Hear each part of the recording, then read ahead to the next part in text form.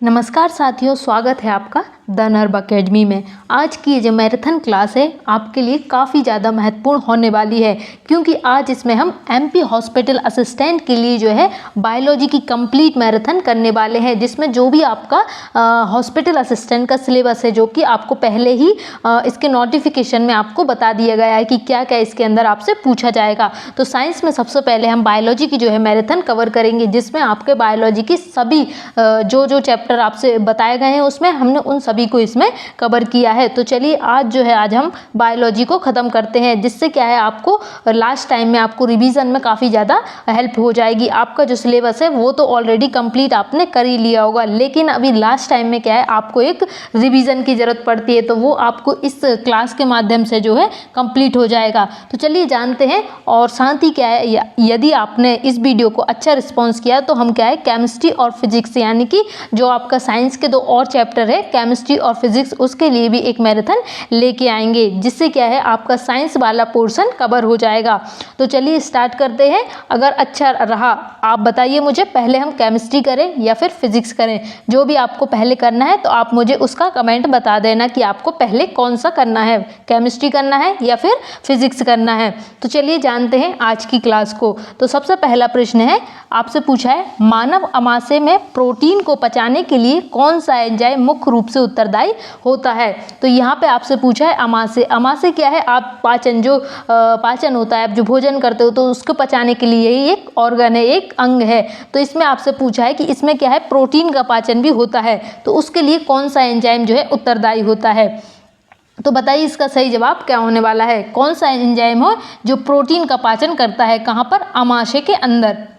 Pepsin करता है, trypsin करता है, एमाइलेज करता है या फिर लाइपेज करता है। बताइए कौन सा जो एंजाइम है वो करता है। तो इसका जो सही जवाब है वो है पेप्सिन एंजाइम। कौन सा, पेप्सिन एंजाइम। अमाशय में जो है जठर रस से निकलने वाला पेप्सिन एंजाइम किससे निकलता है, ये जठर रस से निकलता है। जो क्या करता है, ये पेप्सिन क्या करता है, ये प्रोटीन का पाचन करता है, यानी कि ये प्रोटीन को पेप्टॉन्स में बदल देता है। ये प्रोटीन को पचाकर क्या करता है, ये प्रोटीन को जो पचाकर है पेप्टॉन्स में बदल देता है। आपसे यदि पूछे कि प्रोटीन को पेप्टॉन्स में बदलने का कार्य कौन करता है, तो आपको बताना है पेप्सिन करता है। इसके बाद आपसे पूछा है मानव शरीर में सार्वभौमिक प्राप्तकर्ता किस रक्त समूह को कहा जाता है, यानी कि ऐसा कौन सा ब्लड ग्रुप है, ऐसा कौन सा रक्त समूह है जो क्या है सार्वभौमिक प्राप्त करता है, यानी कि वो किसी से भी ब्लड प्राप्त कर सकता है, कोई भी व्यक्ति उसको ब्लड दे सकता है। ओ है, ए है या फिर बी है या फिर ए बी है। यदि हम बात करें सार्वभौमिक प्राप्तकर्ता तो ये है रक्त समूह ए बी। जो ये ए बी ब्लड ग्रुप वाले हैं वो क्या कर सकते हैं, सभी से ब्लड प्राप्त कर सकते हैं, चाहे वो ओ हो, ए हो, फिर बी हो, कोई भी समूह वाला जो है इनको ब्लड दे सकता है। किस ग्रुप को, ए बी ग्रुप को। यदि हम वही बात करें सार्वभौमिक क्या है, देने वाला, यानी कि यूनिवर्सल डोनर की यदि हम बात करें, सार्वभौमिक दाता की यदि हम बात करें तो कौन सा होता है, वो होता है ओ में भी जो नेगेटिव, ओ नेगेटिव होता है वो क्या होता है, वो किसी को भी ब्लड दे सकता है। जैसे कि हमने देखा जो सबसे ले सकता है वो ए बी है और सबको दे सकता है वो कौन सा है, ओ नेगेटिव है। इसके बाद आपसे पूछा है मानव हृदय के किस भाग को प्राकृतिक पेसमेकर कहा जाता है, यानी कि जो आपका हृदय है उसमें किसको जो है प्राकृतिक पेसमेकर के नाम से जाना जाता है। ऐसे नोड को जाना जाता है, ए बी नोट को जाना जाता है, और परकिंजे तंतु को जाना जाता है, या फिर हिंस के बंडल को जाना जाता है। तो बताइए पेसमेकर, जो प्राकृतिक पेसमेकर है उसको किस नाम से जाना जाता है।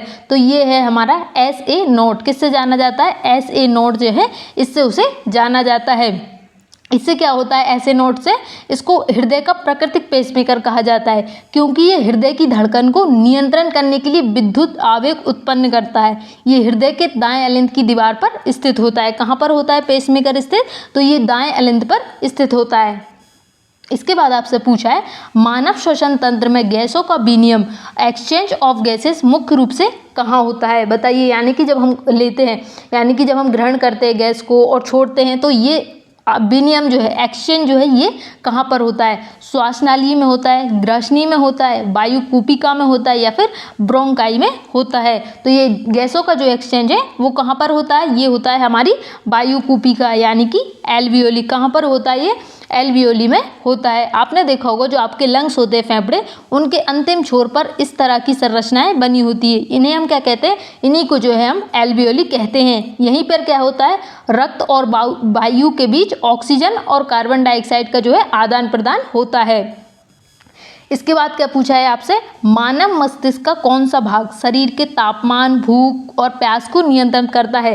जैसे कि मस्तिष्क क्या है, हमको नियंत्रित करने का कार्य करता है, लेकिन उसमें आपसे पूछा है कि तापमान है, भूख है, प्यास है। जैसे आपको भूख लग रही है, इस चीज़ में मस्तिष्क का कौन सा भाग इसको नियंत्रित करता है? आपको प्यास लग रही है, इन सबको नियंत्रित करने का कार्य कौन करता है? सेरेब्रम करता है, सेरेबेलम करता है, हाइपोथैलेमस करता है, या फिर मेडुला ऑब्लिगेटा करता है? तो कौन करता है इन सब का नियंत्रण?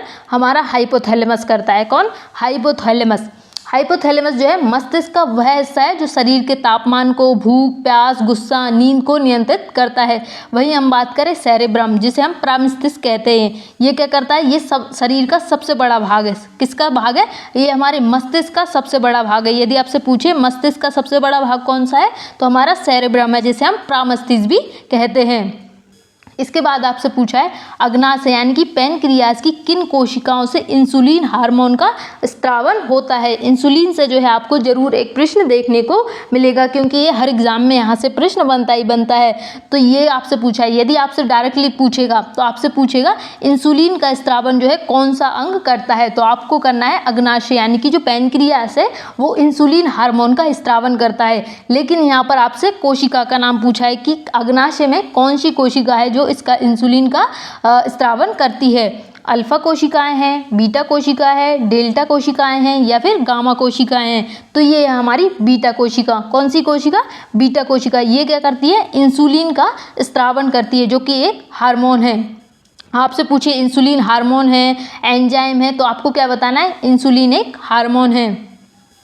इसके बाद आपसे पूछा है मानव वृक्क यानी कि किडनी की कार्यात्मक और संरचनात्मक जो इकाई है किसे कहा जाता है?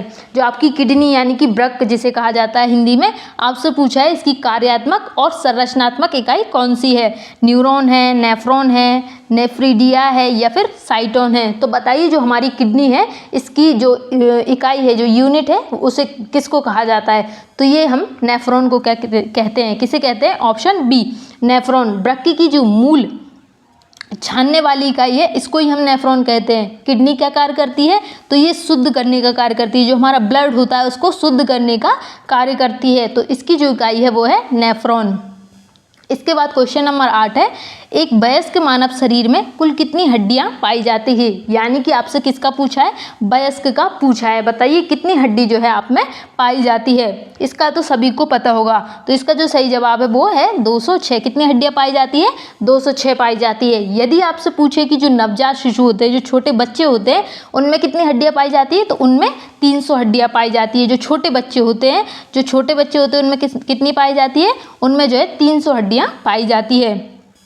इसके बाद आपसे पूछा है मानव रक्त में ऑक्सीजन का परिवहन करने वाला मुख्य श्वसन वर्णक कौन सा है? बताइए ऑक्सीजन का परिवहन जो है कौन करता है? हीमोग्लोबिन करता है, मायोग्लोबिन करता है, मेलानिन करता है, या फिर बिलिरुबिन करता है? कौन जो है श्वसन वर्णक है यानी कि जो पिगमेंट है उसका आपसे पूछा है। ऑक्सीजन का परिवहन जो है कौन करता है? किस में पूछा है आपसे? ब्लड में पूछा है। कौन करता है? तो ये करता है हमारा हीमोग्लोबिन। क्या करता है ये करता है ऑक्सीजन का परिवहन। हमारे शरीर में ऑक्सीजन को जगह जगह ले जाने का कार्य कौन करता है? हीमोग्लोबिन करता है। लाल रक्त कणिका यानी कि आरबीसी में जो है हीमोग्लोबिन नामक एक जटिल प्रोटीन पाया जाता है, जिसके अंदर क्या पाया जाता है? इसके अंदर ही आयरन यानी कि जो लोहा हम जिसे कहते हैं इसके अंदर मौजूद होता है। इसके बाद है मानव शरीर की सबसे लंबी कोशिका कौन सी है? बताइए जो हमारा शरीर है, मानव शरीर की पूछा है आपसे, सबसे लंबी कोशिका कौन सी है? यकृत की कोशिकाएं हैं, पेशी कोशिका हैं, तंत्रिका कोशिका हैं, या फिर श्वेत रक्त कोशिका हैं? तो सबसे लंबी कौन सी है मानव शरीर की? ये है हमारी तंत्रिका कोशिका, जिसे हम न्यूरॉन कहते हैं। न्यूरॉन सेल जो कि हमारी कैसी है? सबसे लंबी कोशिका है। मानव शरीर की सबसे लंबी कोशिका जो है तंत्रिका कोशिका होती है, जो कि मस्तिष्क और रीढ़ की हड्डी को जोड़ती है। यदि आपसे पूछे तंत्रिका कोशिका किसे जोड़ने का कार्य करती है, तो ये हमारे मस्तिष्क और किसको जोड़ने का कार्य करती है? मस्तिष्क और रीढ़ की हड्डी को जोड़ने का कार्य करती है। इसके बाद पूछा है मानव शरीर के किस अंतःस्रावी ग्रंथि को मास्टर ग्रंथि कहा जाता है। बताइए किस अंतःस्रावी ग्रंथि, यहाँ पर कौन सी ग्रंथि है, अंतःस्रावी ग्रंथि आपसे पूछा है, तो आपको बताना है किस अंतःस्रावी ग्रंथि को जो है मास्टर ग्रंथि यानी कि मास्टर ग्लैंड के नाम से जाना जाता है। थायराइड ग्रंथि को जाना जाता है, या फिर पीयूष ग्रंथि को, या फिर एड्रीनल ग्रंथि को, या फिर अग्नाशयी ग्रंथि को। तो इसमें जो है पीयूष ग्रंथि जिसे हम पिट्यूटरी ग्लैंड कहते हैं, इसको क्यों कहा जाता है मास्टर ग्रंथि, क्योंकि जितनी भी अंतःस्रावी ग्रंथियां उन सभी को कंट्रोल करने का कार्य कौन सी ग्रंथि करती है, पीयूष ग्रंथि, इसलिए हम इसे मास्टर ग्लैंड कहते हैं। इसके बाद है मानव शरीर में वसा के पाचन में मदद करने वाले पित्त रस का निर्माण कहाँ होता है। बताइए जो पित्त रस है उसका निर्माण कहाँ होता है। यदि आपसे पूछे पित्त रस क्या करता है, तो ये क्या करता है, वसा का पाचन करता है। जो फैट होता है उसका पाचन में सहायक होता है, कौन होता है, पित्त रस। तो बताइए इसका निर्माण कहाँ पर होता है, पित्ताशय में होता है, यकृत में होता है, अग्नाशय में होता है, या फिर अमाशय में होता है। बताइए जो पित्त रस है इसका निर्माण कहाँ होता है।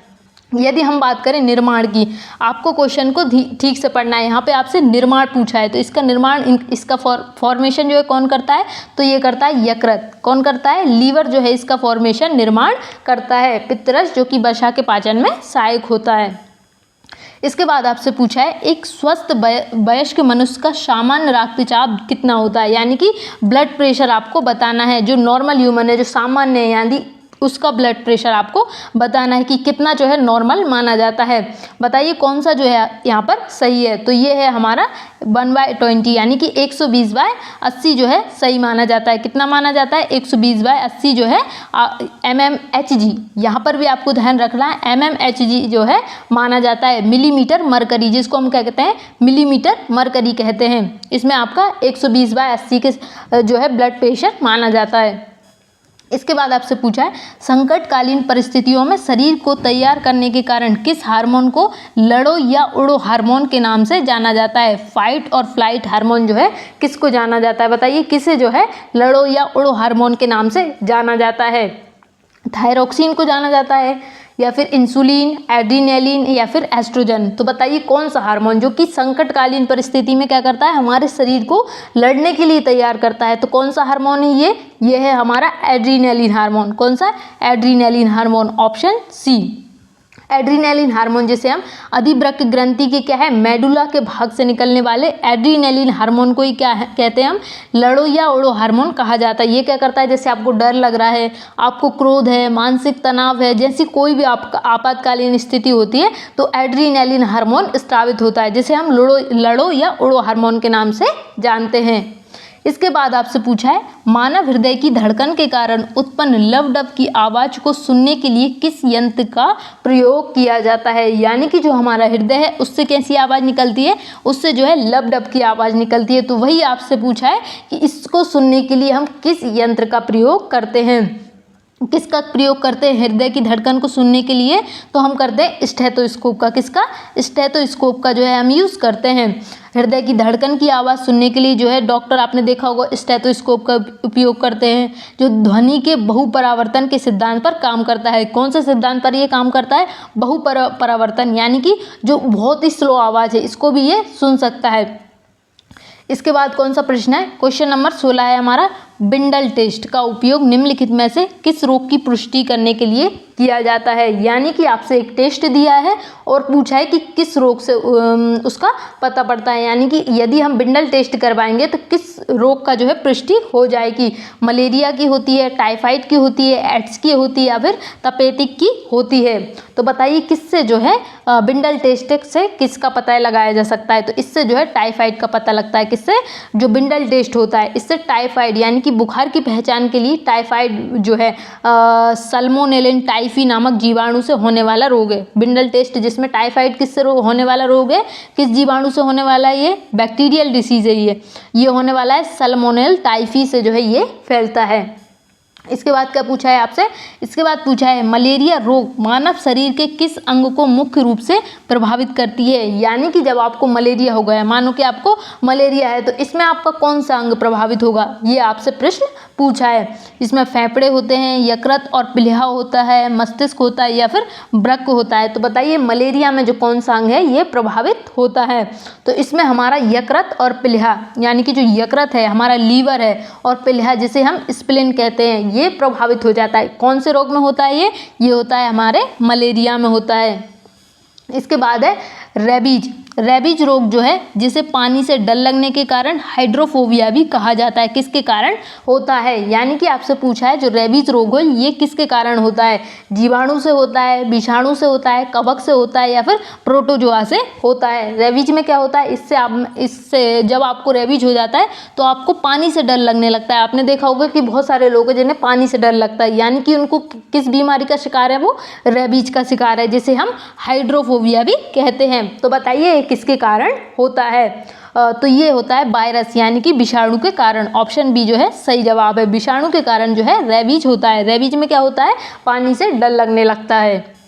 इसके बाद क्या है, इसके बाद है तपेदिक या टीबी रोग से बचाव के लिए नवजात शिशु को जन्म के समय कौन सा टीका लगाया जाता है। आपने देखा होगा जो छोटे बच्चे होते हैं उनमें टीके लगाए जाते हैं तपेदिक यानी कि टीबी से बचने के लिए। तो उन टीका का नाम आपसे पूछा है, कौन सा टीका है जो टीबी से बचने यानी कि जो तपेदिक रोग है उससे बचने के लिए लगाया जाता है। डीपीटी का लगाया जाता है, बीसीजी का लगाया जाता है, ओपीवी का लगाया जाता है या फिर कोवैक्सीन का लगाया जाता है। तो बताइए बच्चों में टीबी से यानी कि तपेदिक रोग जो है उससे बचने के लिए कौन सा टीका लगाया जाता है। तो इसमें लगाया जाता है बीजीसी का टीका। कौन सा, बीसीजी का जो टीका है ये लगाया जाता है। यानी कि इससे क्या है, आपको तपेदिक यानी कि टीबी से जो है इस रोग से बचाव के लिए लगाया जाता है। इसके बाद क्या है, इसके बाद आपसे पूछा है मानव त्वचा पर होने वाला दाद रोग निम्नलिखित में से किस सूक्ष्म जीव के कारण होता है। बताइए जो दाद हो जाता है, यानी आपने देखा होगा आपको दाद हो गया है, तो वो किसके कारण हुआ है, किस सूक्ष्म जीव के कारण हुआ है। वो जीवाणु से हुआ है, विषाणु से हुआ है, कवक से हुआ है या फिर प्रोटोजोआ से हुआ है। तो बताइए जो दाद होती है वो किससे फैलता है। तो ये होता है हमारे कवक से। किससे होता है, कवक यानी कि फंगस से। आपने देखा होगा दाद होता है, खाज होता है, एथलीट फुट जैसे त्वचा के संक्रमण रोग कवक के संक्रमण से होते हैं। दाद मुख्य रूप से जो है किस नामक, यदि आपसे पूछे दांत में किस कवक के कारण होता है ये, तो ये होता है टाइकोफाइटन। किसके कारण होता है ये, टाइकोफाइटन के कारण जो है इससे आपको क्या हो जाता है, दाद हो जाता है। जो नमी और पसीने वाली जगहों पर तेजी से पनपते हैं। कहाँ पर होता है कवक, आपने देखा होगा आपका जो रोटी है उसको आप थोड़े टाइम के लिए रख देंगे तो उस पर कवक यानी कि फंगस लग जाएगा, तो उसको ही हम कवक कहते हैं। यहाँ पे आपसे क्या पूछा है, कालाजार नामक रोग का संचारण किस मक्खी के काटने से होता है। यानी कि जो कालाजार है ये किसके कारण होता है, ये मक्खी के काटने से होता है। तो आपको क्या है उस मक्खी का नाम बताना है जिससे कालाजार फैलता है। घरोली मक्खी जो आपके घर में मक्खी होती है क्या उसके काटने से कालाजार होता है, सीसी मक्खी से होता है, बालू मक्खी से होता है या फिर मच्छर से होता है। तो ये तो मक्खी से होने वाला है, तो ये ऑप्शन तो वैसे ही हमारा हट जाता है। तो बताइए कालाजार किसके कारण होता है, तो ये होता है हमारी बालू मक्खी जो सैंड फ्लाई होती है, इसके कारण क्या फैलता है, कालाजार फैलता है। कालाजार रोग जो है लिस्मेनिया नामक प्रोटोजोआ से होता है। यदि आपसे पूछे किसके कारण ये होता है तो ये प्रोटोजोआ से होता है। किससे होता है ये, प्रोटोजोआ। इस प्रकार के प्रश्न जो है काफ़ी पूछे जाते हैं। आपको क्या है, एक कोई भी रोग दे दिया जाएगा, कोई भी डिसीज़ दे दी जाएगी और आपसे पूछेगा कि उसका किस कारण होता है, प्रोटोजोआ से होता है, जीवाणु से होता है, बैक्टीरिया से होता है। इस तरह के आपको ऑप्शन दिए जाएंगे। तो आपको क्या है ये इस तरह भी देख लेना है। मेरे अपने चैनल पर जो है मैंने एक वीडियो डाला था जिसमें क्या है मैंने इस प्रकार के जो प्रश्न हैं वो करवाए थे। यदि आपने नहीं देखा है तो आप देख लेना, जिसमें क्या है मैंने बताया था कि किस विटामिन का रासायनिक नाम क्या है। साथ ही मैंने जो वन लाइनर क्वेश्चन थे वो उन सभी को एक ही क्लास में कवर कराया है। क्लास ज़्यादा बड़ी भी नहीं है, छोटी है, लेकिन उसमें जो कंटेंट है वो बहुत ज़्यादा इंपॉर्टेंट है। नेक्स्ट क्वेश्चन देखते हैं, एड्स रोग की प्राथमिक जांच के लिए कौन सा नैदानिक परीक्षण किया जाता है। यानी कि आपको एड्स है और आपको जो है उसका जांच करवाना है। कौन सी जांच? प्राथमिक जांच। तो कौन सा टेस्ट जो है करवाना पड़ेगा? बिंडल टेस्ट होता है, अभी हमने बिंडल टेस्ट के बारे में जाना है, तो आप बताना बिंडल टेस्ट किससे रिलेटेड है। वहीं एलिसा टेस्ट है या फिर बायोप्सी टेस्ट है, मोंटू टेस्ट है। तो बताइए एड्स के लिए जो प्राथमिक यानी कि आपको सबसे पहले एड्स के लिए कौन सा टेस्ट करवाना होता है? तो एलिसा टेस्ट। कौन सा टेस्ट है? ELISA test. आपका सही जवाब है एलिसा टेस्ट आपको करवाना रहता है। आपको मुझे बिंडल टेस्ट का बताना है, बिंडल टेस्ट के लिए हमने कौन सा देखा था। नेक्स्ट क्या है? नेक्स्ट आपसे पूछा है निम्नलिखित में से कौन सा रोग एक अनुवांशिकी विकार है जिसमें चोट लगने पर रक्त का थक्का नहीं जमता है।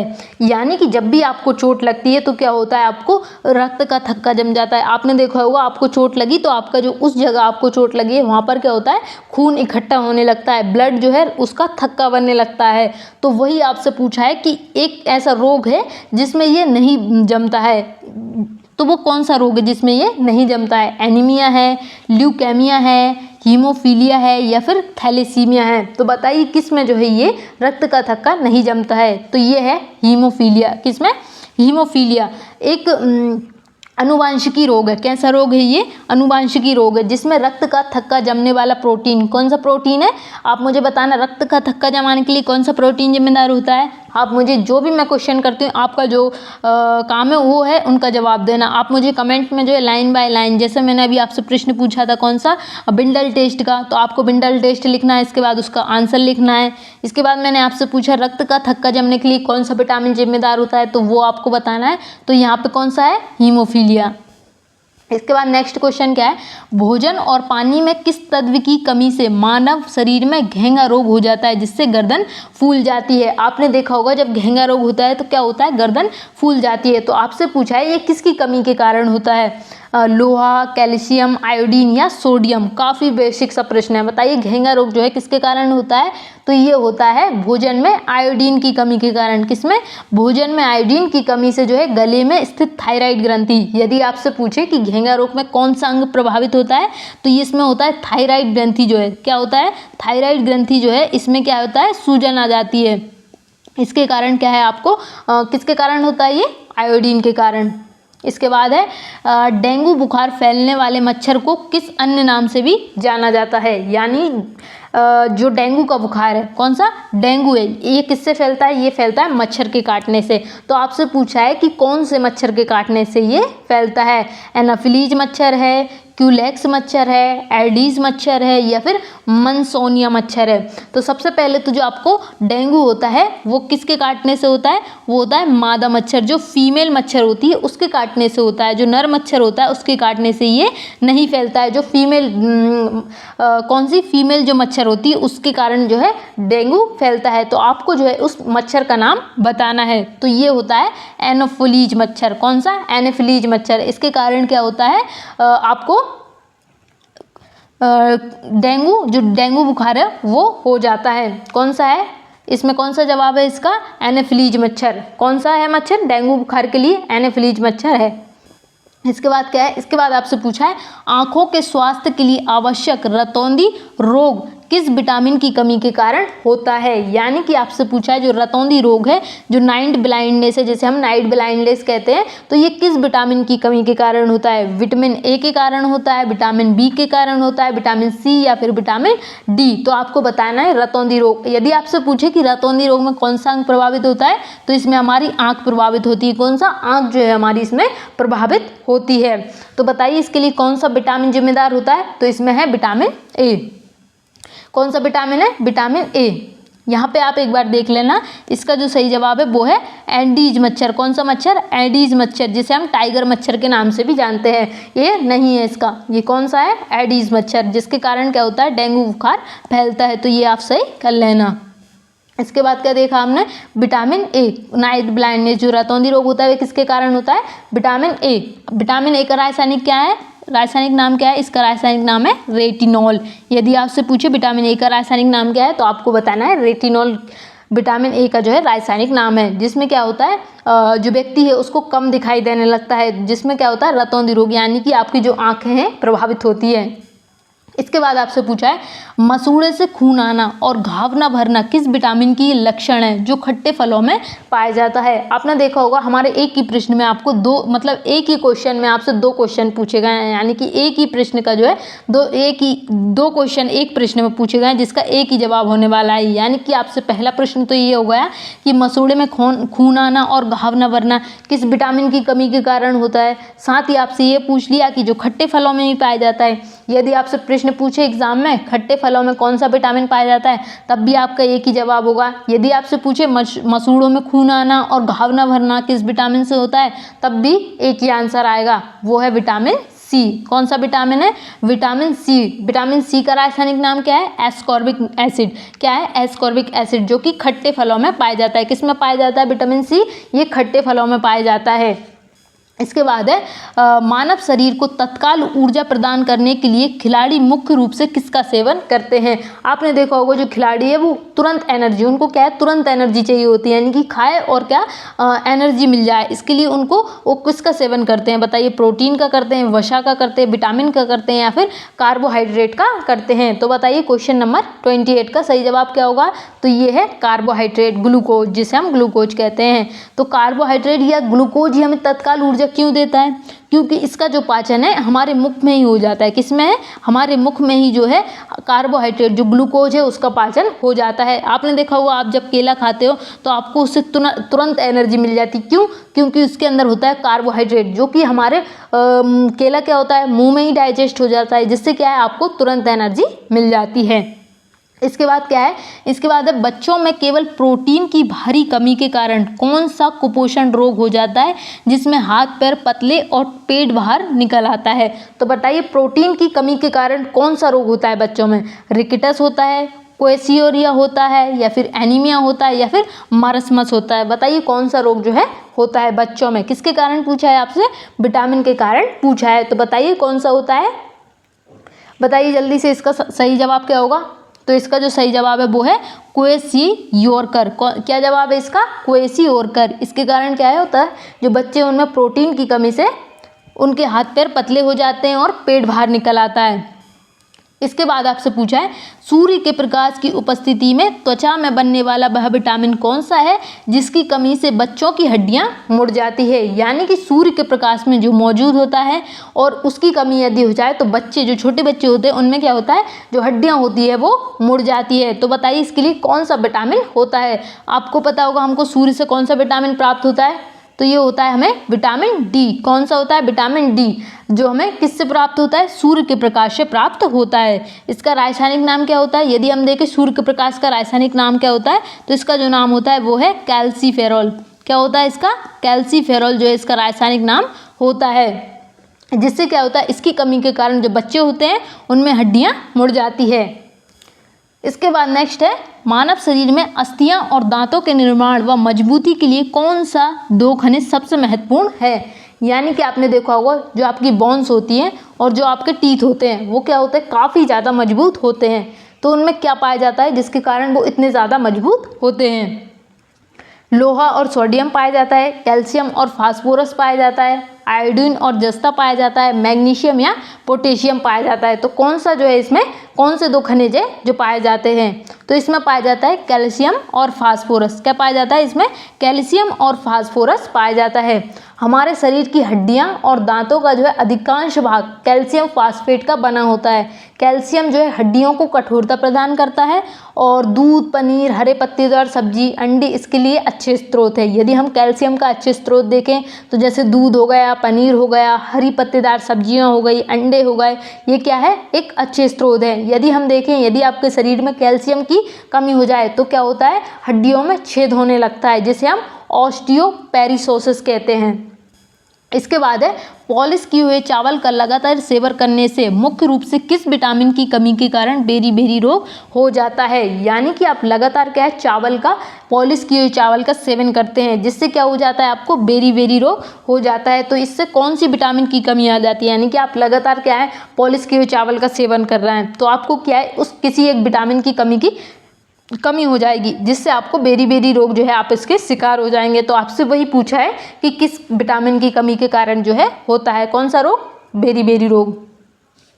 विटामिन ए है, विटामिन B1 है, विटामिन सी है या फिर विटामिन B12 है। तो इसका सही जवाब क्या है? इसका जो सही जवाब है वो है विटामिन B1 थायमिन। क्या है इसका सही जवाब? इसका जो सही जवाब है वो है विटामिन B1, जिसे हम थायमिन भी कहते हैं। यदि आपसे रासायनिक नाम पूछे तो इसका रासायनिक नाम है थायमिन। चावल को मीलों में अधिकांश पॉलिश करने से उसकी ऊपरी सुनहरी परत जो है जिसमें विटामिन B1 होता है वो क्या होती है? वो कम हो जाती है, जिसके कारण क्या है आपको बेरी रोग हो जाता है।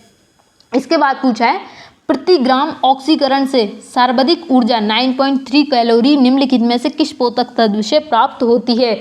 यानी कि सबसे ज़्यादा आपको इन कार्बोहाइड्रेट है, प्रोटीन है, वसा है, विटामिन है, इसमें से सबसे ज़्यादा आपको कैलोरी किससे प्राप्त होती है? जो कि 9.3 के समथिंग आपसे पूछा है। तो बताइए इनमें से सबसे ज़्यादा जो है किससे आपको कैलोरी प्राप्त होती है? तो ये है हमारा वसा यानी कि फैट। इससे हमें सबसे ज़्यादा कैलोरी ऊर्जा यानी कि हमें मिलती है। कितनी मिलती है? लगभग 9.3 के समथिंग कैलोरी जो ऊर्जा है हमको मिलती है किससे? वसा यानी कि फैट से।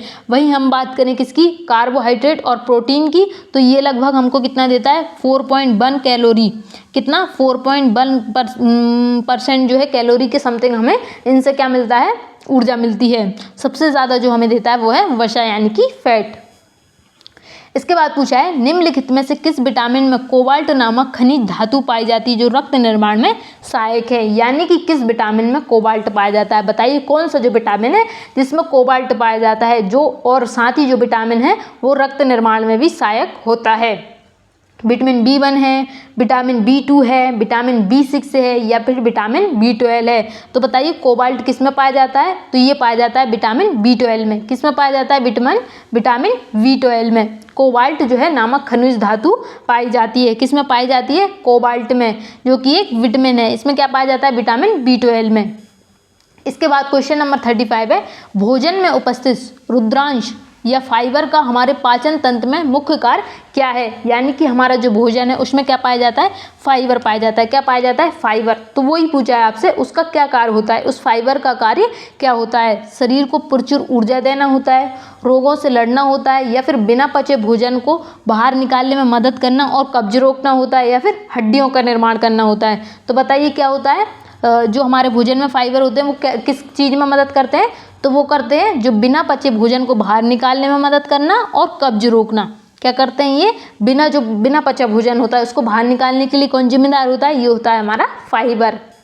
इसके बाद आपसे पूछा है कोशिका के भीतर कोशिकीय श्वसन द्वारा एटीपी के रूप में ऊर्जा बनने के कारण किसे कोशिका का ऊर्जा गृह कहा जाता है? यानी कि कौन सा जो ऑर्गन, कौन सा अंग है जिसे कोशिका का ऊर्जा गृह यानी कि पावर हाउस कहा जाता है? बताइए। इसी प्रकार जो है आपके MP हॉस्पिटल जो असिस्टेंट का एग्जाम है उसमें इस तरह के ही प्रश्न पूछे जाते हैं। हमने पहले आपके सिलेबस को अच्छे से एनालिसिस किया, उसके बेस पर ही हमने इस क्लास को तैयार किया है। तो कैसी लग रही है आपको क्लास?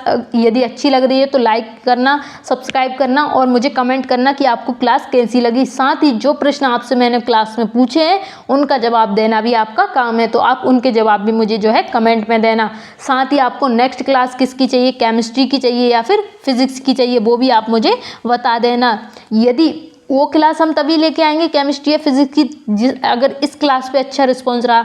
यदि आपने इस क्लास को रिस्पांस अच्छा नहीं किया तो हम फिर क्या करेंगे? इतनी मेहनत लगती है इतने क्वेश्चन तैयार करने में। सबसे पहले हम सर्च करते हैं, फिर प्रीवियस ईयर को देखते हैं, इसके बाद इन PPT को बनाने में बहुत टाइम लगता है। तो आपको क्या है, यदि आप अच्छा रिस्पांस किया, अच्छा रिस्पांस मिला स्टूडेंट्स का, तो हम आगे भी लेके आएंगे। तो आपको क्या है बता देना, आप मुझे केमिस्ट्री या फिजिक्स की चाहिए, ठीक है। तो बताइए कोशिका का ऊर्जा गृह किसे कहा जाता है? तो ये कहा जाता है माइटोकॉन्ड्रिया को। किसे कहा जाता है? माइटोकॉन्ड्रिया के अंदर जो है क्रेब्स चक्र चलता है। आपको पता होगा जो माइटोकॉन्ड्रिया है ये क्या करता है? ऊर्जा का निर्माण करता है। हमारे शरीर में जो ऊर्जा आपको एनर्जी मिलती है उसका निर्माण कौन करता है? तो वो हमारा माइटोकॉन्ड्रिया ही करता है। इसके बाद आपसे पूछा है तीव्र पाचक एंजाइम की उपस्थिति के कारण किस कोशिकांग को कोशिका की आत्मघाती थैली सुसाइडल बैग कहा जाता है? यानी कि जो हमारे आपने सेल जो है आपने चैप्टर पढ़ा होगा, इसमें क्या है, इसमें बहुत सारे ऑर्गन हैं। तो उसमें ही आपसे पूछा है कि कोशिका की आत्मघाती थैली किसे कहा जाता है, किस अंग को कहा जाता है? तो ये राइबोसोम है, लाइबोसोम है, तारक का है, सेंट्रोसोम है या फिर अंतःप्रद्रव्य जालिका है। तो किसे कहा जाता है सुसाइडल बैग? ये कहा जाता है लाइसोसोम को। क्यों कहा जाता है? क्योंकि ये जो भी सेल होती है, जो सेल डेड हो जाती है, जो सेल मर जाती है, उसका क्या करता है, ये खुद ही उसका पाचन कर लेता है। इस कारण इसको क्या कहा जाता है, सुसाइडल बैग, आत्मघाती थैली कहा जाता है। ये सभी राइबोसोम, लाइसोसोम, सेंट्रोसोम, अंतःप्रादप जालिका, ये सभी कोशिका के ही अंग हैं। इसके बाद पूछा है अमीनो अम्ल की सहायता से प्रोटीन का संश्लेषण करने के लिए किस सूक्ष्मतम कोशिकाओं को प्रोटीन की फैक्ट्री कहा जाता है। बताइए, अब आपसे पूछ लिया प्रोटीन की फैक्ट्री किसे कहा जाता है। बताइए किसको जो है प्रोटीन की फैक्ट्री कहा जाता है, किस कोशिकांग को। गोल्गी काय को कहा जाता है, माइटोकॉन्ड्रिया को कहा जाता है, राइबोसोम को कहा जाता है, या फिर लबक को कहा जाता है। तो बताइए क्वेश्चन नंबर 38 का जवाब क्या होने वाला है। तो इसका जो सही जवाब है वो है राइबोसोम। किसे कहा जाता है, किसे कहा जाता है कोशिका प्रोटीन की फैक्ट्री, तो ये कहा जाता है राइबोसोम को, क्योंकि ये प्रोटीन का निर्माण करता है। यदि आपसे पूछे कि कोशिका का सबसे छोटा अंग, कोशिका का सबसे छोटा अंग कौन सा होता है, तो ये कोशिका का जो है सबसे छोटा अंग होता है। ये प्रश्न भी पूछा गया है, क्या होता है ये, कोशिका का सबसे छोटा अंग कौन सा है, राइबोसोम है। इसके बाद पूछा है क्वेश्चन नंबर 39 है इतिहास में सबसे पहले सन 1665 में कोशिका शब्द का प्रयोग कर इसकी खोज का श्रेय किस वैज्ञानिक को जाता है। यानी कि सबसे पहले जो है कोशिका की खोज किसने की थी, ये आपको बताना है। रॉबर्ट ब्राउन ने की थी, रॉबर्ट हुक ने की थी, एंटोनी वैन लीeuwenhoek ने की थी, या फिर पुरकिंजे ने की थी। तो जो कोशिका है इसकी जो खोज है वो की थी रॉबर्ट हुक ने। किसने की थी, रॉबर्ट हुक ने जो है 1665 में। कब की थी, 1665 में जो है इन्होंने खोज की थी, किसकी, कोशिका की खोज की थी। किस प्रकार जो इन्होंने कोशिका खोज की थी वो कैसी थी, मृत कोशिका थी। कैसी, डेड सेल थी, वो एक मृत कोशिका थी। यदि आपसे प्रश्न पूछ ले कि जीवित कोशिका, जो जीवित कोशिका है और जो लिविंग सेल है उसकी सबसे पहले खोज किसने की थी, तो उसकी खोज करने वाले हैं ल्यूवेनहॉक। एंटोनी वैन ल्यूवेनहॉक जो है इन्होंने 1674 में जो है जीवित कोशिका की खोज की थी। किसकी खोज की थी, जीवित कोशिका की खोज जो है इन्होंने की थी। इसके बाद है पादप कोशिका की सबसे भारी सुरक्षात्मक परत कोशिका भित्ति मुख्य रूप से किसकी बनी होती है। यानी कि जो हमारी पादप कोशिकाएं हैं इनको सुरक्षा देने का कार्य कौन करता है, कोशिका भित्ति करती है। तो आपसे पूछा है ये किसकी बनी हुई होती है, काइटिन की बनी होती है, सेल्यूलोज की बनी होती है, प्रोटीन की बनी होती है, या फिर पेप्टिडोग्लाइकन की बनी होती है। तो बताइए कोशिका भित्ति जो है किसकी बनी होती है, तो ये बनी होती है सेल्यूलोज की। किसकी बनी होती है, सेल्यूलोज की जो है ये बनी होती है। क्या बनी होती है, कोशिका भित्ति जो है सेल्यूलोज की बनी होती है। किसकी, पादप कोशिकाओं की। यदि आपसे पूछे कवक, जो कवक होते हैं, जो फंगी होती है, उसकी कोशिका भित्ति किससे बनी होती है, तो वो बनी होती है काइटिन से। काइटिन से किसकी बनी होती है, कवक की। नेक्स्ट क्वेश्चन देखेंगे। नेक्स्ट क्वेश्चन क्या कह रहा है आपसे, क्वेश्चन नंबर 41 कोशिका को समस्त जैविक और आनुवंशिक क्रियाओं को नियंत्रित करने के लिए किसे कोशिका का मस्तिष्क या डायरेक्टर कहा जाता है और इसकी खोज किसने की है। यानी कि सीधा सा प्रश्न आपसे पूछा गया है, जो हमारी सेल है इसमें कोशिका का मस्तिष्क, यानी कि जो हमारी कोशिका है इसमें किस अंग को जो है कोशिका का मस्तिष्क कहा जाता है, और साथ ही आपको बताना है कि इसकी खोज जो है किसने की है। तो बताइए रॉबर्ट हुक है, रॉबर्ट ब्राउन है, कैमिलो गोल्जी है, या फिर थियोडर स्वान है। बताइए किसने जो है कोशिका की खोज की है और किस अंग को जो है कोशिका का मस्तिष्क भी कहते हैं। तो ये है हमारा केंद्रक। केंद्रक को क्या कहा जाता है, केंद्रक को ही हमारे कोशिका का मस्तिष्क कहा जाता है। किसको, केंद्रक को। और इसकी जो खोज है वो की है रॉबर्ट ब्राउन ने। केंद्रक की खोज किसने की है, रॉबर्ट ब्राउन ने। कब की थी इन्होंने केंद्रक की खोज, तो 1831 में। कब, 1831 में जो है रॉबर्ट ब्राउन ने केंद्रक की खोज की थी। इसके बाद आपसे पूछा है आनुवांशिक पदार्थ डीएनए की प्रसिद्ध सीढ़ी नुमा द्विकुंडलित संरचना डबल हेलिक्स मॉडल का प्रतिपादन किसने किया था। यानी कि जो डीएनए है आपने उसको देखा होगा, वो कैसा होता है, डबल कुंडलित होता है, डबल हेलिक्स मॉडल होता है। तो उसकी जो खोज है, उसका जो प्रतिपादन है वो किसने किया है आपको बताना है। एमजे स्लीडिन और स्वेन ने किया है, वाटसन और क्रीक ने किया है, ग्रेगर जेन मेंडल ने किया है, या फिर चार्ल्स डार्विन ने किया है। तो ये दो कुंडलित जो संरचना है वो दी थी वाटसन और क्रीक ने। किसने दी थी, वाटसन और क्रीक ने। जो डबल हेलिक्स मॉडल है वो डीएनए का दिया था। कब दिया था इन्होंने दिया था 3 में इन्होंने दिया था। कब? 1953 में इन्होंने दिया था। और इसके लिए इनको जो है 1962 में, कब? 1962 में जो है नोबेल भी दिया गया था। कब दिया गया था? 1962 में। इसके बाद नेक्स्ट क्वेश्चन है क्वेश्चन नंबर 43। आरएनए की रासायनिक संरचना में डीएनए में पाए जाने वाले थाइमिन नाइट्रोजन बेस के स्थान पर क्या पाया जाता है? यानी कि आपका जो आरएनए है और डीएनए है, इसमें हम देखते हैं आरएनए और डीएनए। तो डीएनए में क्या क्या पाया जाता है? डीएनए में पाया जाता है एडेनिन पाया जाता है। सबसे पहले हम देखेंगे डीएनए में क्या पाया जाता है। डीएनए में एडेनिन पाया जाता है। मैं इसको आपको समझा देती हूँ ताकि आपको समझने में आसानी हो। एडेनिन पाया जाता है, सबसे पहले एडेनिन देखेंगे। इसके बाद क्या पाया जाता है? थाइमिन पाया जाता है। क्या पाया जाता है? थाइमिन पाया जाता है। इसके बाद नेक्स्ट क्या है? नेक्स्ट पाया जाता है थाइमिन पाया जाता है, ग्वानिन पाया जाता है। किसमें? डीएनए में अभी हम देख रहे हैं। ग्वानिन पाया जाता है। और क्या पाया जाता है? एडेनिन हो गया, थाइमिन हो गया, ग्वानिन हो गया। ये सब किस में पाया जाता है? और एक और है साइटोसिन। साइटोसिन ये सब क्या है? किस में पाए जाते हैं? ये चारों जो है डीएनए में पाए जाते हैं। लेकिन आपसे पूछा है कि यदि हम बात करें आरएनए, तो आरएनए में क्या पाया जाता है? आरएनए में एडेनिन पाया जाता है और इसके बाद ग्वानिन पाया जाता है और साइटोसिन पाए जाते हैं। लेकिन आरएनए में जो है थाइमिन नहीं पाया जाता है। तो वही आपसे पूछा है कि आरएनए में थाइमिन के स्थान पर क्या पाया जाता है? ये एडेनिन, ग्वानिन, साइटोसिन ये तो आरएनए और डीएनए में दोनों में पाए जाते हैं, लेकिन डीएनए में एक एक्स्ट्रा पाया जाता है। कौन सा? थाइमिन। थाइमिन जो है आरएनए में नहीं पाया जाता है। थाइमिन के स्थान पर कौन सा पाया जाता है? ये प्रश्न आपसे पूछा है। एडेनिन पाया जाता है, ग्वानिन पाया जाता है, साइटोसिन पाया जाता है या फिर यूरेसिल पाया जाता है। हमने देखा एडेनिन होता है, ग्वानिन होता है, साइटोसिन होता है, लेकिन थाइमिन के स्थान पर पाया जाता है यूरेसिल। क्या पाया जाता है? यूरेसिल जो है आरएनए में पाया जाता है, जो कि डीएनए में नहीं होता है। ये डीएनए में नहीं होता है, लेकिन यूरेसिल किस में पाया जाता है? आरएनए में पाया जाता है। वहीं जो थाइमिन होता है ये आरएनए में नहीं पाया जाता, ये आरएनए के अंदर नहीं पाया जाता है, ये पाया जाता है हमारे डीएनए में। नेक्स्ट प्रश्न है, निम्नलिखित में से कौन सा पादप हार्मोन गैसीय अवस्था में पाया जाता है और कच्चे फलों को पकाने के लिए मुख्य भूमिका निभाता है? यानी कि पादप हार्मोन से आपसे प्रश्न पूछा है, कौन सा पादप हार्मोन गैसीय अवस्था में पाया जाता है, साथ ही ये क्या करता है? कच्चे फल को पकाने के लिए महत्वपूर्ण भूमिका निभाता है। तो कौन सा है? ऑक्सीन है, जिब्रेलिन है, साइटोकाइनिन है या फिर एथिलीन है? तो इसका जवाब क्या होने वाला है? तो ये है एथिलीन। क्या है? एथिलीन एकमात्र ऐसा पादप हार्मोन है जो गैसीय अवस्था में पाया जाता है। आपसे प्रश्न पूछेगा कि एकमात्र गैसीय अवस्था में पाए जाने वाला पादप हार्मोन कौन सा है? तो ये है हमारा एथिलीन। और साथ में ये क्या कार्य करता है? कच्चे फलों को पकाने के लिए जो है इसका प्रयोग किया जाता है।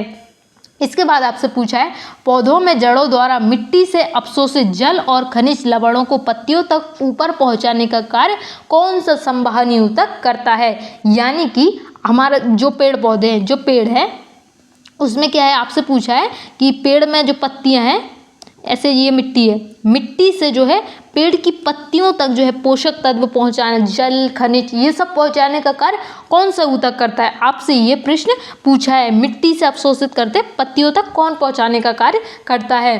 फ्लोएम करता है, जाइलम करता है, मृदूतक करता है या फिर स्थूलकोड ऊतक करता है? तो बताइए क्वेश्चन नंबर 45 का सही जवाब क्या होने वाला है? तो इसका जो सही जवाब है वो है जाइलम। क्या है? जाइलम। जाइलम क्या करता है? मिट्टी से अवशोषित करता है जल को, खनिजों को और बाकी सब जगह पर ये पहुंचाता है। पत्ती है, तना है, इन सबको पहुंचाने का कार्य करता है। कौन करता है ये कार्य? जाइलम करता है। इसके बाद है, पत्तियों में प्रकाश संश्लेषण द्वारा तैयार किए गए कार्बनिक भोज्य पदार्थों को अन्य सभी अंगों तक वितरित करने का कार्य कौन करता है? हम जानते हैं कि जो पेड़ पौधे होते हैं वो क्या करते हैं? प्रकाश संश्लेषण के द्वारा क्या करते हैं? अपने भोजन का निर्माण करते हैं। अब क्या हुआ? पेड़ पौधे ने इस तरह, ये पेड़ है, इसने क्या किया? अपना ये भोजन बना लिया पत्तियों के माध्यम से, लेकिन अब इसको जड़, तना यानी कि सब जगह पहुँचाने का कार्य कौन करता है? ये प्रश्न आपसे पूछा गया है। जाइलम करता है, फ्लोएम करता है या फिर विभाज्य तक करता है या फिर ड्रन तक करता है? बताइए कौन सा करता है? जाइलम का अभी हमने क्या देखा था? ये क्या करता है? जाइलम अभी हमने देखा था जाइलम मिट्टी से ऊपर पोषक तत्व को पहुंचाने का कार्य करता है, लेकिन यहाँ आपसे पूछा है कि प्रकाश संश्लेषण यानी कि पत्तियों से वहाँ की सब जो जगह है वहाँ पर जो भोजन है उसको पहुँचाने का कार्य कौन करता है। तो बताइए क्वेश्चन नंबर 46 का सही जवाब। तो इसका जो सही जवाब है वो है फ्लोएम। कौन करता है? फ्लोएम क्या करता है? प्रकाश संश्लेषण से जो भोजन पेड़ पौधे बनाते हैं उनको वितरित करने का कार्य करता है।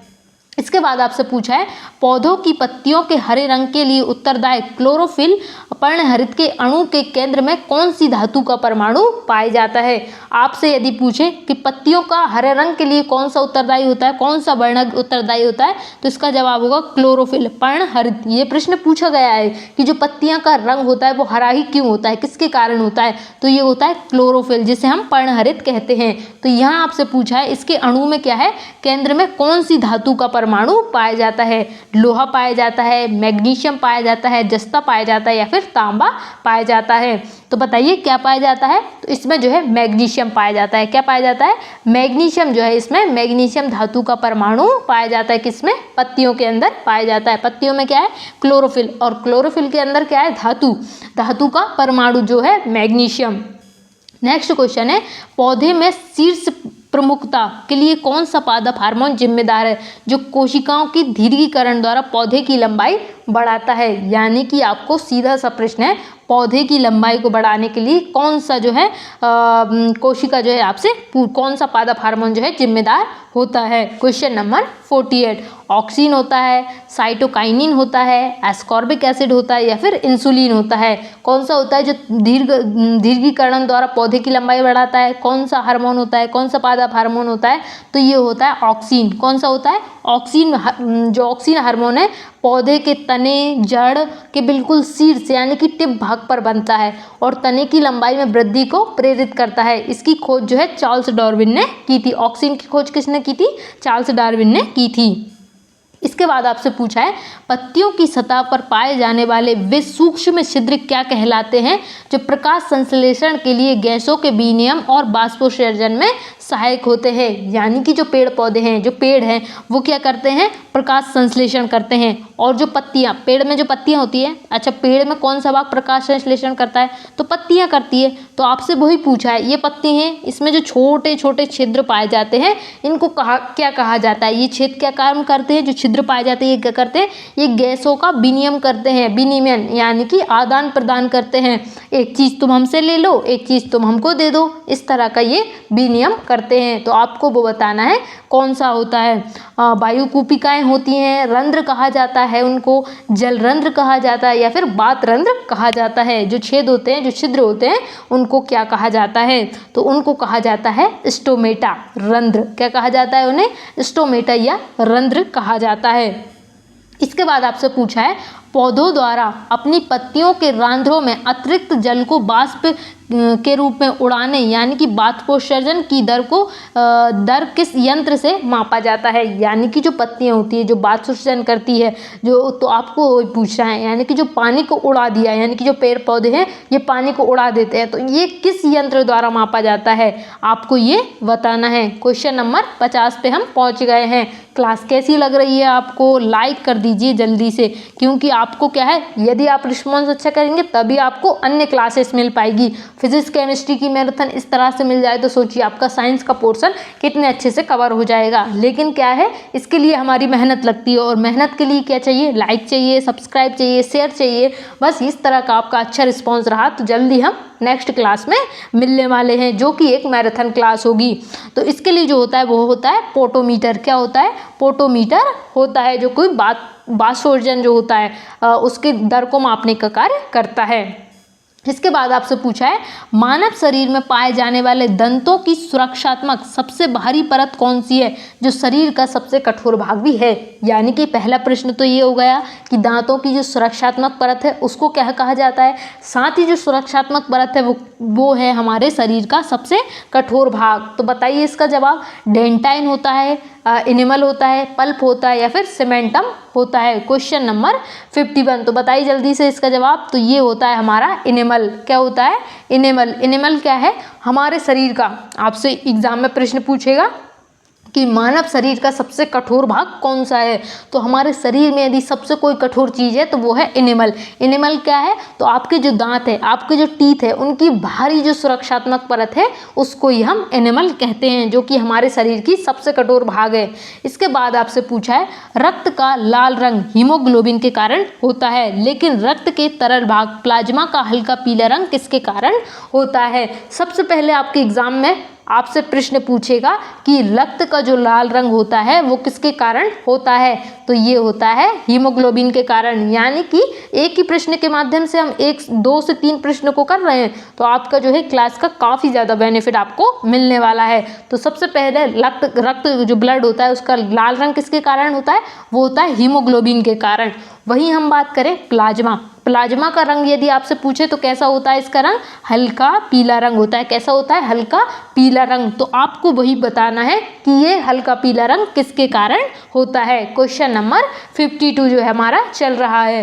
कैरोटीन है, बिलिरुबिन है, हीमोग्लोबिन है या फिर एल्ब्यूमिन है, बताइए किसके कारण जो है प्लाज्मा का रंग हल्का पीला होता है। तो ये है हमारा बिलिरुबिन। किसके कारण, बिलिरुबिन के कारण जो है प्लाज्मा का रंग पीला होता है। इसके बाद आपसे पूछा है मानव शरीर में भोजन का पूर्ण पाचन और पचे हुए भोजन का अवशोषित होना मुख्य रूप से कहाँ पर संपन्न होता है। यानी कि पहले आपको बताना है पूर्ण पाचन कहाँ होता है।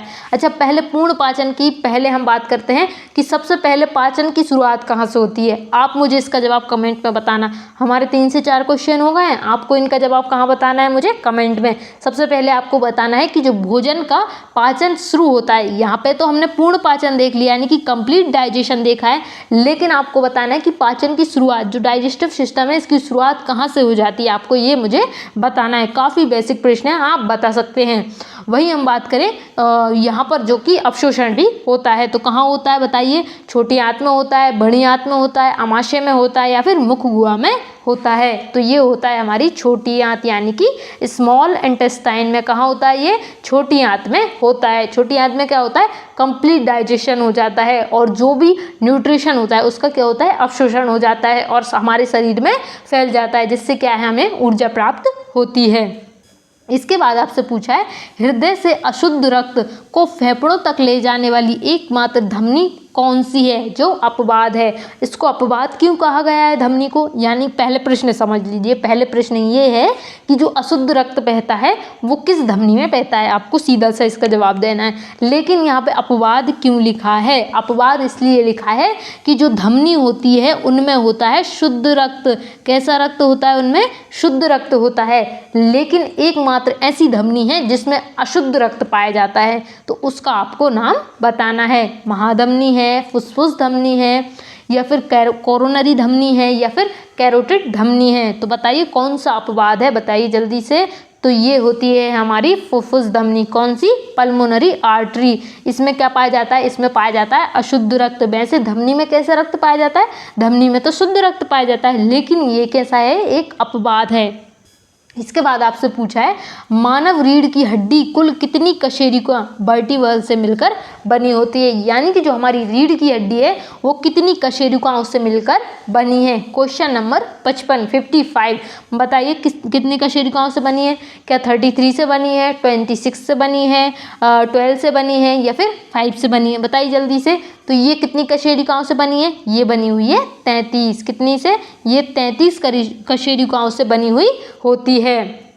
इसके बाद क्या पूछा है, इसके बाद आपसे पूछा है आँखों में बाहर से आने वाले प्रकाश की मात्रा को नियंत्रित करने वाले रंगीन संरचना को क्या कहा जाता है। यानी क्या होता है, आँख में आपको प्रकाश जा रहा है तो उस प्रकाश को नियंत्रण कौन करता है, यानी कि आपके आँखों में कम प्रकाश जाए, ज़्यादा जाए या फिर किस तरह से जो प्रकाश जाए, ज़रूरत के हिसाब से जाए, इस सब को कौन नियंत्रित करता है। क्या कॉर्निया करता है, प्यूपिल करती है, आइरिस करता है या फिर रेटिना करता है। तो बताइए प्रकाश की मात्रा को जो हमारी आंखों में है उसका नियंत्रण कौन करता है, तो ये करता है आइरिस। कौन करता है, आइरिस करता है। ये क्या करता है, प्रकाश की मात्रा को नियंत्रित करने का कार्य करता है।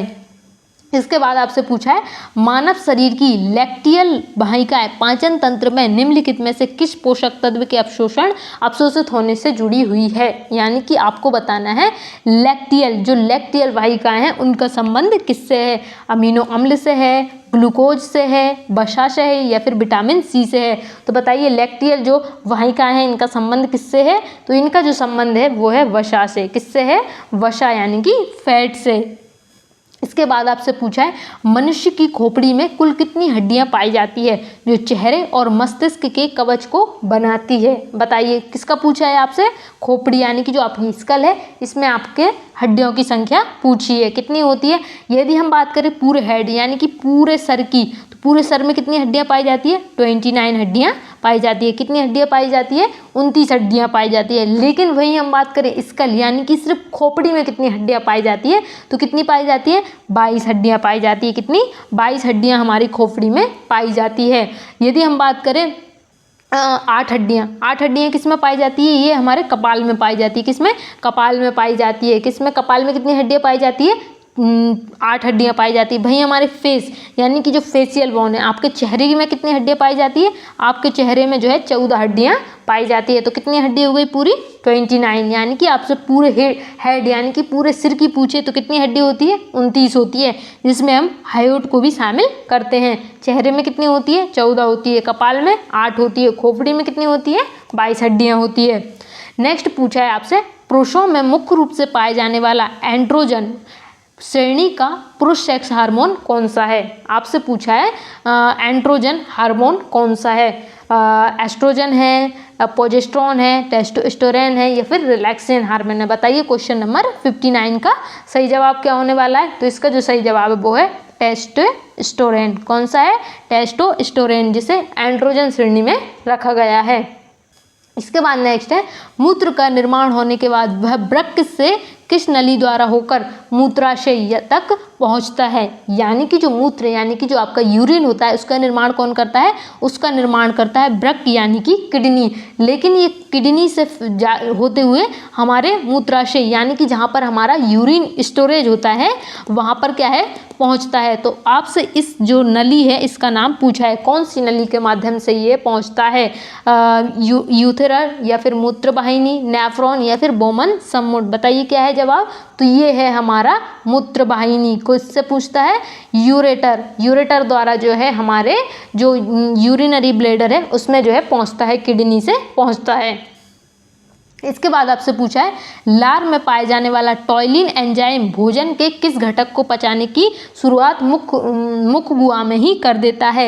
यानी कि हमारे मुख में कौन सा एंजाइम पाया जाता है, टॉयलिन। तो ये किसका पाचन करता है, ये क्या करता है, मुख में ही जो है पाचन स्टार्ट कर देता है। तो ये किसका पाचन करता है आपको बताना है, क्या वसा का करता है, प्रोटीन का करता है, स्टार्च का करता है या फिर विटामिन का करता है। तो जो टॉयलिन एंजाइम है, टॉयलिन जो एंजाइम है ये करता है स्टार्च का पाचन। किसका पाचन करता है, ये स्टार्च का पाचन करता है जो कि हमारे मुख गुहा में ही हो जाता है। इसके बाद आपसे पूछा है रक्त वाहिकाओं में बहते हुए खून को जमने से रोकने के लिए यकृत द्वारा कौन सा थक्का रोधी प्रोटीन बनाया जाता है। यानी कि आपके शरीर के अंदर क्या है, कहीं भी रक्त का थक्का ना जमे, इसके लिए कौन सा प्रोटीन का निर्माण जो है यकृत करता है। फाइब्रोनोजन का करता है, हिपेरिन का करता है, थ्रोम्बिन का करता है या फिर ग्लोब्यूलिन का करता है। तो यकृत जो हमारा यकृत है ये निर्माण करता है हिपेरिन का। हिपेरिन क्या करता है, हमारे शरीर के अंदर जो है रक्त का थक्का जमने से रोकता है। नेक्स्ट क्वेश्चन है क्वेश्चन नंबर 63, जिसमें आपसे पूछा है मस्तिष्क का वह भाग कौन सा है जो अचानक होने वाली अनैच्छिक क्रियाओं जैसे छींकना है, खांसना है और दिल की धड़कन को नियंत्रण करता है, उसे हम क्या कहते हैं। यानी कि आपसे पूछा है कि हमारे मस्तिष्क का कौन सा भाग है जो कि अनैच्छिक क्रियाओं जैसे कि हमको छींक अचानक से आती है, हम खांसते हैं तो वो अचानक से होता है। तो इस तरह की जो अनैच्छिक क्रियाएँ हैं उनका नियंत्रक जो हमारा मस्तिष्क है उसका कौन सा भाग करता है। सेरेब्रम करता है, मेडुला ऑब्लंगेटा करता है, पोन्स करता है या फिर थैलेमस करता है। तो जो हमारे अंदर जो अनैच्छिक क्रियाएं होती हैं उनका जो कंट्रोल करता है वो करता है मेडुला ऑब्लंगेटा। कौन करता है, मेडुला ऑब्लंगेटा जो है अनैच्छिक क्रियाओं जो होती है उनका क्या करता है, नियंत्रण करता है। इसके बाद आपसे पूछा है मानव शरीर की सबसे बड़ी अंतःस्रावी ग्रंथि कौन सी है जो गर्दन में स्थित होती है, यानी कि आपको बताना है सबसे बड़ी अंतःस्रावी ग्रंथि। आपसे ये नहीं पूछा है कि सबसे बड़ी ग्रंथि बताना है, आपको बताना है सबसे बड़ी अंतःस्रावी ग्रंथि एंडोक्राइन ग्लैंड जो है कौन सी होती है। यकृत है, पीयूष ग्रंथि है, थायराइड ग्रंथि है या फिर अधिवृक्क ग्रंथि है। तो बताइए कौन सी जो ग्रंथि है वो सबसे बड़ी अंतःस्रावी ग्रंथि है। तो ये है हमारी थायराइड ग्रंथि। कौन सी ग्रंथि? थायराइड ग्रंथि। कहाँ पर स्थित होती है? ये गर्दन में स्थित होती है। जो आपका गला है गर्दन, यहाँ पर ये स्थित होती है, जो कि तितली के आकार की होती है। यदि आपसे पूछे कि तितली की तरह जो दिखाई देने वाली ग्रंथि है उसका नाम क्या है, तो वो है थायराइड ग्रंथि। इसके बाद आपसे पूछा है मानव शरीर में पुरानी और मृत लाल रक्त कोशिकाओं को नष्ट करने का कार्य कौन सा अंग करता है, जिसे आरबीसी का कब्रिस्तान कहा जाता है। यानी कि आपसे पूछा है जो आरबीसी होती है, जो डेड हो जाती है, जो क्या हो जाती है, डेड हो जाती है और पुरानी हो जाती है, तो उनको नष्ट करने का कार्य कौन सा अंग करता है, ये प्रश्न आपसे पूछा है। अस्थि मज्जा करता है, प्लीहा करता है, वृक्क करता है या फिर हृदय करता है। तो जो आरबीसी है इसका कब्रिस्तान हम किसे कहते हैं, तो ये हम प्लीहा को किसे कहते हैं, प्लीहा, जिसे स्प्लेन भी कहा जाता है, क्योंकि जो भी आरबीसी डेड हो जाती है वो कहाँ पहुँचती है, हमारे प्लीहा यानी कि स्प्लेन में पहुँचती है। इसके बाद आपसे पूछा है बीजीसी का टीका किस रोग के खिलाफ प्रतिरक्षा करने के लिए दिया जाता है, जिसमें यक्ष्मा भी कहते हैं। हमने बीजीसी के टीका के बारे में पढ़ा था, तो आपको बताना है कि ये किसके लिए दिया जाता है, किस रोग से बचने के लिए जो है बीजीसी का टीका लगाया जाता है। हैजा से बचने के लिए लगाया जाता है, टिटनेस, क्षय रोग या फिर काली खांसी। तो किसके लिए लगाया जाता है बीजीसी टीका, तो ये लगाया जाता है क्षय रोग, जो टीबी होती है उससे बचने के लिए जो है बीजीसी का टीका लगाया जाता है, जिसे हम तपेदिक या यक्ष्मा भी कहते हैं। ये माइक्रोबैक्टीरियम जीवाणु से होता है। यदि आपसे पूछे कि क्षय रोग यानी कि जो टीबी होता है वो किससे होता है, बैक्टीरिया से होता है, वायरस से होता है, तो ये किससे होता है, ये जीवाणु से होता है। किससे होता है, ये जीवाणु से होता है। इसके बाद आपसे पूछा है अमीबा या प्रोटोजोआ के संक्रमण के कारण होने वाले पैचिस रोग के लिए कौन सा सूक्ष्मजीवी जिम्मेदार होता है। यानी कि सबसे पहला प्रश्न तो यही है कि पैचिस किसके द्वारा होता है, तो ये होता है अमीबा या प्रोटोजोआ के कारण जो है हमें पैचिस होता है। तो इसके लिए कौन सा सूक्ष्मजीव जिम्मेदार है, प्लाज्मोडियम है, एंट अमीबा हिस्टोलिका है, टिपेनोसोमा है या फिर पल्मोनेला है। तो इसके लिए कौन सा जो है सूक्ष्मजीव जिम्मेदार होता है। क्वेश्चन नंबर कौन सा है हमारा 67। तो इसमें कौन सा होता है, एंट अमीबा हिस्टोलिका। ये किसके लिए, पैचिस के लिए जिम्मेदार होता है। आपको याद रखना है एंट अमीबा हिस्टोलिका किसके लिए, पैचिस के लिए जिम्मेदार होता है। जो मनुष्य की बड़ी आंत में रहता है, कहाँ पर रहता है, मनुष्य की बड़ी आंत में रहता है। ये दूषित पानी और मक्खियों द्वारा फैलता है। किसके द्वारा फैलता है पैचिस, जो दूषित पानी होता है, जो खराब पानी होता है और जो मक्खियाँ होती हैं उनके द्वारा पैचिस जो है फैलता है।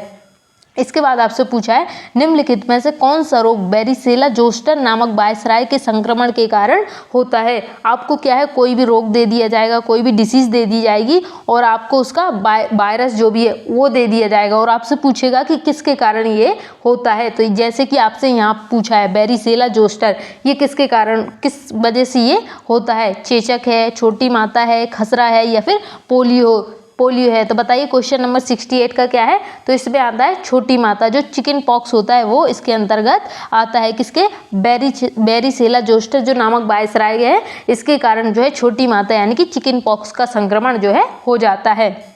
इसके बाद है बच्चों में होने वाला डीपीटी का टीका निम्नलिखित में से किन 3 बीमारियों से सुरक्षा प्रदान करता है। यानी कि जो डीपीटी का टीका लगाया जाता है, आपसे इस प्रकार के प्रश्न भी पूछे जाएंगे कि एक तरफ आपको टीका दे दिया और दूसरी तरफ किस बीमारी से जो है सुरक्षा देने का कार्य वो टीका करता है। तो आपसे किसका पूछा है, आपसे डीपीटी का पूछा है। डायरिया, पोलियो, टिटनेस है या फिर डिप्थीरिया है, परूटिसिस काली खांसी जिसे हम बोलते हैं, ये और टिटनेस, डिप्थीरिया, प्लेग या टाइफाइड है, डेंगू, पोलियो या फिर टिटनेस है। तो आपको बताना है डीपीटी का टीका। तो ये आता है हमारा डिप्थीरिया के लिए आता है, काली खांसी के लिए आता है और टिटनेस के लिए आता है। काली खांसी जिसे हम पर्टुसिस भी कहते हैं, किसके लिए लगता है डीपीटी का टीका, तो डी से याद रखना है आपको, डिप्थीरिया के लिए लगता है। इसके बाद आपको पर्टुसिस और टिटनेस, तो इस तरह से आपको याद रखना है। नेक्स्ट आपसे पूछा है गंदे और स्थिर पानी में पनपने वाले क्यूलेक्स मच्छर के काटने से कौन सा रोग होता है जिसे हाथी पाँव भी कहा जाता है। कौन सा पूछा है आपसे, क्यूलेक्स मच्छर के काटने से। कौन सा मच्छर पूछा है आपसे, क्यूलेक्स मच्छर जो है पूछा है। इससे मलेरिया होता है, फाइलेरिया होता है, डेंगू होता है या फिर पीला बुखार होता है।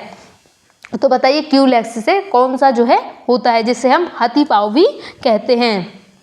तो ये होता है फाइलेरिया। किसके कारण, फाइलेरिया के कारण ये होता है। फाइलेरिया मच्छर के काटने से जो है क्यूलेक्सिस मच्छर के काटने से जो है आपको क्या होता है, आप किस बीमारी के शिकार हो जाते हैं, फाइलेरिया होते हैं, जिसको हम हाथी पाँव भी कहते हैं। इसके बाद आपसे पूछा है जीवाणु यानी कि बैक्टीरिया के कारण होने वाला हैजा रोग मुख्य रूप से शरीर के किस अंग को गंभीर रूप से प्रभावित करता है। यानी कि पहला प्रश्न तो आपका यहीं पे बन जाता है कि हैजा किसके कारण होता है, तो ये होता है जीवाणु या बैक्टीरिया के कारण। इस प्रकार के प्रश्न जो है ज़्यादा पूछे जाते हैं। तो हैजा किसके कारण होता है, जीवाणु यानी कि बैक्टीरिया के कारण जो है हैजा होता है। तो आपसे पूछा है कि ये किस अंग को प्रभावित करता है, फेफड़े को करता है, आंत को करता है, यकृत को करता है या फिर तंत्रिका तंत्र को करता है। तो हैजा हम किसको प्रभावित करता है, ये करता है हमारी आंत को, जो इंटेस्टाइन होती है, जो आंत होती है, उसको ये प्रभावित करता है। ये मक्खियों और दूषित पानी से फैलता है। ये बैक्टीरिया क्या करता है, हमारी आंतों को प्रभावित करता है, जिससे लगातार हमको उल्टी आती है। और इस किसका कारण होता है, ये जीवाणु या बैक्टीरिया के कारण ये होता है। हैजा इसमें पूछा है। और आपका जो छोटी आंत है या फिर बड़ी आंत जो होती है उसको ये प्रभावित करता है। इसके बाद आपसे पूछा है एथलीट फुट नामक संक्रमण बीमारी जिसमें पैरों की उंगलियों की त्वचा फटने लगती है किसके कारण होता है। आपने एथलीट फुट बीमारी जो एक संक्रमण बीमारी है इसके बारे में सुना होगा। तो आपको जो इसका कारण बताना है, ये किसके कारण फैलता है, विषाणु से फैलता है, जीवाणु से फैलता है, कवक से फैलता है या फिर प्रोटोजोआ से फैलता है। एथलीट फुट जिसका जो है अभी हाल ही में जो एमपी पुलिस कांस्टेबल की एग्जाम हुई थी इसमें पूछा गया कि एथलीट फूड है किसके कारण फैलता है। किसके कारण फैलता है, ये फैलता है कवक, जो फंगी होती है उसके कारण ये फैलता है। एथलीट फूड जो है त्वचा का एक फंगल इन्फेक्शन है जो कि मुख्य रूप से किससे होता है, कवक द्वारा फैलता है। इसके कारण क्या होता है, नमी वाले स्थान पर, जैसे हम गीले मोजे या सार्वजनिक कसरत स्थानों पर जो गीला होता है उसके कारण ये फैल जाता है। एथलीट फूड जिसमें क्या होता है, कवक द्वारा ये फैलता है। इसके बाद है एड्स का पूर्ण रूप क्या है जो मानव के प्रतिरक्षा तंत्र को पूरी तरह विफल कर देता है। आपको क्या बताना है, एड्स का जो है फुल फॉर्म बताना है, पूर्ण रूप आपको इसका बताना है। तो बताइए क्या होता है। ऑप्शन ए है एक्वायर्ड इम्यूनोडिसीज सिंड्रोम, या फिर ऑप्शन बी है, ऑप्शन सी है और ऑप्शन डी है। आपको इनमें से बताना है कि एड्स का फुल फॉर्म जो है क्या होता है। यदि हम बात करें इसकी फुल फॉर्म की तो क्या होता है, इसका क्वेश्चन नंबर 73 आपसे पूछ रहा है, बताइए इसका फुल फॉर्म। तो इसका क्या फुल फॉर्म होता है आपको बताना है। इसका होता है acquired immunodeficiency syndrome. Acquired immunodeficiency syndrome जो है इसका फुल फॉर्म होता है। इसके बाद पूछा है जंग लगे लोहे की कील या दूषित मिट्टी से काटने पर होने वाले टिटनेस रोग को किस अन्य नाम से भी जाना जाता है। यानी कि जो टिटनेस डिसीज होती है किसके कारण होती है, ये होती है जंग लगे लोहे की कील या फिर दूषित मिट्टी के काटने से आपको क्या हो जाता है, टिटनेस हो जाता है। तो इसको क्या है, किस अन्य नाम से भी जाना जाता है। हाइड्रोफोबिया कहा जाता है, लॉक जॉ कहा जाता है, गलकंड कहा जाता है या फिर मोटापा कहा जाता है। तो टिटनेस जो है इसे क्या कहा जाता है, लॉक जॉ कहा जाता है। लॉक जो, इसमें क्या होता है, टिटनेस जब आपको लोहे या फिर दूषित मिट्टी के काटने से जो है चोट लग जाती है और आप जो है टिटनेस का टीका नहीं लगवाते तो आपको क्या हो जाएगा, आपको लॉक जो हो जाएगा, जिसमें क्या होता है आपका जो जबड़ा होता है वो बार बार क्या हो जाता है, लॉक हो जाता है। यानी कि जो जबड़े की हड्डियां होती है वो क्या हो जाती है, काम करना बंद कर देती है, जिस कारण क्या है आपको जो आपका जबड़ा है वो लॉक हो जाता है। इसलिए टिटनेस का क्या है, टिटनेस का संबंध जो है लॉक जॉ से है।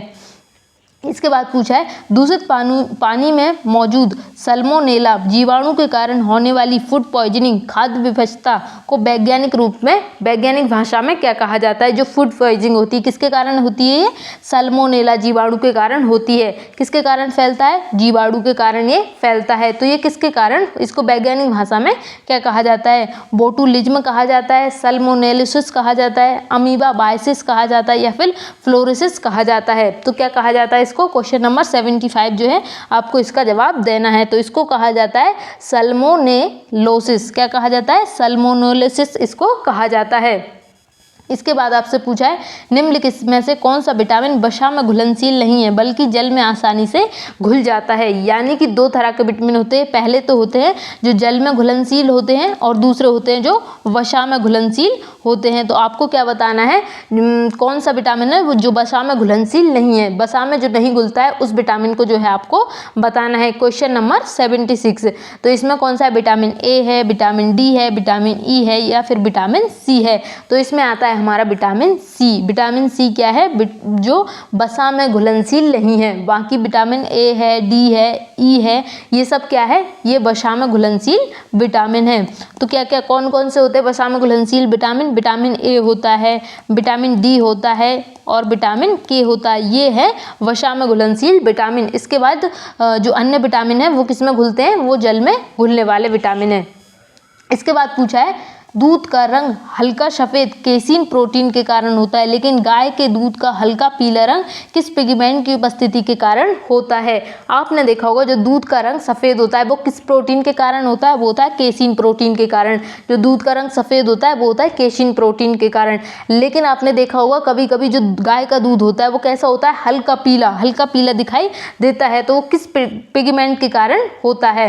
कैरोटीन के कारण होता है, एंथोसाइनिन के कारण होता है, लाइकोपीन के कारण होता है, फिर मेलानिन के कारण होता है। तो जो हल्का पीलापन आता है वो आता है कैरोटीन के कारण। किसके कारण आता है? गाय का जो दूध है वो पीला दिखाई देता है, किस पिगमेंट के कारण? कैरोटीन के कारण। और सफ़ेद किस प्रोटीन के कारण दिखाई देता है? केसीन के कारण दिखाई देता है। इसके बाद आपसे पूछा है मानव शरीर के बालों, नाखूनों और त्वचा की ऊपरी परत का निर्माण करने वाला मुख्य संरचनात्मक प्रोटीन कौन सा है। यानी कि जो आपकी बाल हैं, आपके नाखून हैं और आपकी त्वचा है, इनकी जो सबसे ऊपर वाली परत है उसका निर्माण किसके द्वारा होता है? कोलेजन द्वारा होता है, केराटिन द्वारा होता है, मायोसिन द्वारा होता है या फिर हीमोग्लोबिन द्वारा होता है। तो जो हमारी ऊपरी परत होती है, जो बाल, आपने देखा होगा बालों, नाखून और त्वचा, इनमें क्या होता है? केराटिन। तो किसकी होता है? ये केराटिन की बनी हुई होती है। सबसे ऊपरी जो परत होती है वो किसकी होती है? केराटिन की एक रेशेदार मृत ये कैसा प्रोटीन है? ये एक मृत प्रोटीन है, यानी कि डेड प्रोटीन है। कौन सा? केराटिन। इसके बाद आपसे पूछा है महिलाओं में बांझपन और मांसपेशियों की कमजोरी किस विटामिन कमी के कारण होती है, जिसे ब्यूटी विटामिन भी कहा जाता है। कौन सा विटामिन है जिसे ब्यूटी विटामिन के नाम से भी जाना जाता है और जो है किसका बांझपन का कारण भी बनता है? विटामिन ए है, विटामिन ई है या फिर के है या फिर सी है। तो कौन सा है? इसमें है विटामिन ई। कौन सा? विटामिन ई, जिसका रासायनिक नाम क्या है? टोकोफेरोल। आपसे विटामिन और उनका रासायनिक नाम पूछा जाता है, तो इसका विटामिन का क्या नाम है? टोकोफेरोल इसको कहा जाता है। कौन सा विटामिन है? Vitamin E. इसे क्या कहा जाता है? इसे ब्यूटी विटामिन भी कहा जाता है। इसके बाद आपसे पूछा है शरीर में लाल रक्त कोशिकाओं के निर्माण के लिए आवश्यक फॉलिक अम्ल किस विटामिन का रासायनिक नाम है। तो यहाँ पे आपको क्या बताना है? फॉलिक अम्ल जो है किस विटामिन का रासायनिक नाम है। विटामिन ई का हमने अभी देखा था, टोकोफेरोल।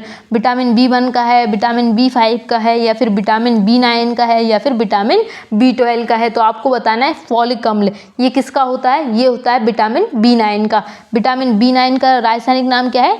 फॉलिक अम्ल। फॉलिक अम्ल जो है विटामिन बी का क्या है? रासायनिक नाम है। इसमें आप क्या होता है? इसमें जो RBC है इसका निर्माण के लिए आवश्यक होता है। कौन सा? Vitamin B9।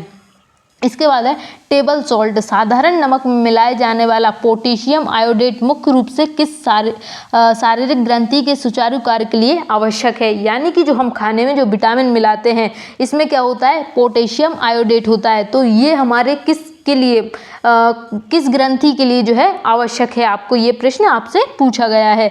अग्नाशय के लिए है, थायराइड ग्रंथि के लिए है, पीयूष ग्रंथि है, फिर लीवर के लिए है। तो जो हम टेबल सॉल्ट जो साधारण नमक खाते हैं ये हमारे किसके? थायराइड ग्रंथि के लिए होता है। साधारण नमक में आयोडीन की कमी को पूरा करने के लिए क्या होता है? पोटेशियम आयोडेट या सोडियम आयोडाइड मिलाया जाता है, जिससे क्या होता है? आयोडीन सीधे तौर पर थायराइड ग्रंथि को थायरोक्सिन जो हार्मोन होता है उसमें बनाने में मदद करता है। यानी कि जो थायराइड ग्रंथि होती है ये थायरोक्सिन नामक हार्मोन निकालती है, रिलीज करती है, जो हमारे शरीर में मेटाबॉलिज्म यानी कि उपपचय जो होती है उनकी क्रियाओं को नियंत्रित करने का कार्य करता है। कौन सी ग्रंथि? थायराइड ग्रंथि। इससे कौन सा हार्मोन होता है? इससे थायरोक्सिन हार्मोन निकलता है।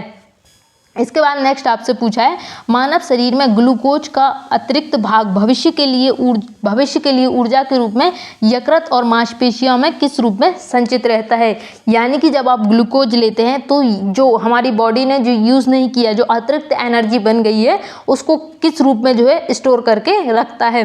स्टार्च के रूप में रखता है, सेलुलोज के रूप में रखता है, ग्लाइकोजन या फिर सुक्रोज। तो जो अतिरिक्त ग्लूकोज जो हमारे शरीर में बच जाता है वो किस रूप में रहता है, वो रहता है ग्लाइकोजन के रूप में स्टोर रहता है। हमारे शरीर में जो है ग्लाइकोजन के रूप में जो अतिरिक्त एनर्जी जो है हमारे शरीर ने यूज़ नहीं की है वो किस रूप में रह जाती है, वो ग्लाइकोजन के रूप में हमारे शरीर में रहती है। जब हम भोजन करते हैं तो अतिरिक्त कार्बोहाइड्रेट होता है, ग्लूकोज होता है, तो इसको क्या होता है, ग्लाइकोजन के रूप में ये स्टोर करके रखता है। इसके बाद आपसे पूछा है हड्डियों को कमज़ोर करने वाला ऑस्टियोमलेशियम रोग वयस्कों में किस विटामिन की कमी से होता है। ऑस्टियोमलेशियम आपको बताना है ये किस विटामिन के कारण होता है, कौन सा है, कौन सी कमजोरी के किस में होता है, ये हड्डियों में कमज़ोर करने वाला ऑस्टियोमलेशियम आपसे पूछा है। तो ये किस विटामिन के कारण ये होता है। विटामिन ए है, विटामिन सी, विटामिन डी या फिर विटामिन के। तो किससे होता है ये होता है विटामिन डी से। किससे होता है, विटामिन डी की कमी से। जब बच्चों की हड्डियां कमज़ोर और टेढ़ी हो जाती है तो उसे रिकेटस यानी कि सूखा रोग जिसे कहते हैं।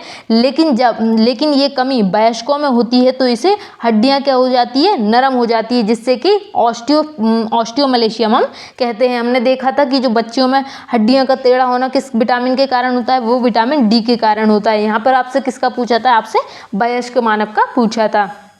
इसके बाद आपको बताना है नींबू, संतरा, मौसम्बी जैसे खट्टे फलों में मुख्य रूप से कौन सा प्राकृतिक अम्ल पाया जाता है।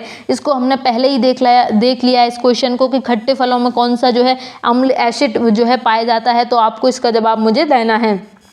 इसके बाद आपसे पूछा है रात के समय कम रोशनी में देखने के लिए हमारी आँखों की रेटिना में कौन सी प्रकाश संवेदी कोशिकाएं काम करती है। यानी कि हमको रात में देखना है, यदि हम कम रोशनी में देखना है या फिर हमको रात में देखना है तो हमारी क्या है, रेटिना में से कौन सी संवेदी कोशिकाएं जो है काम करती है।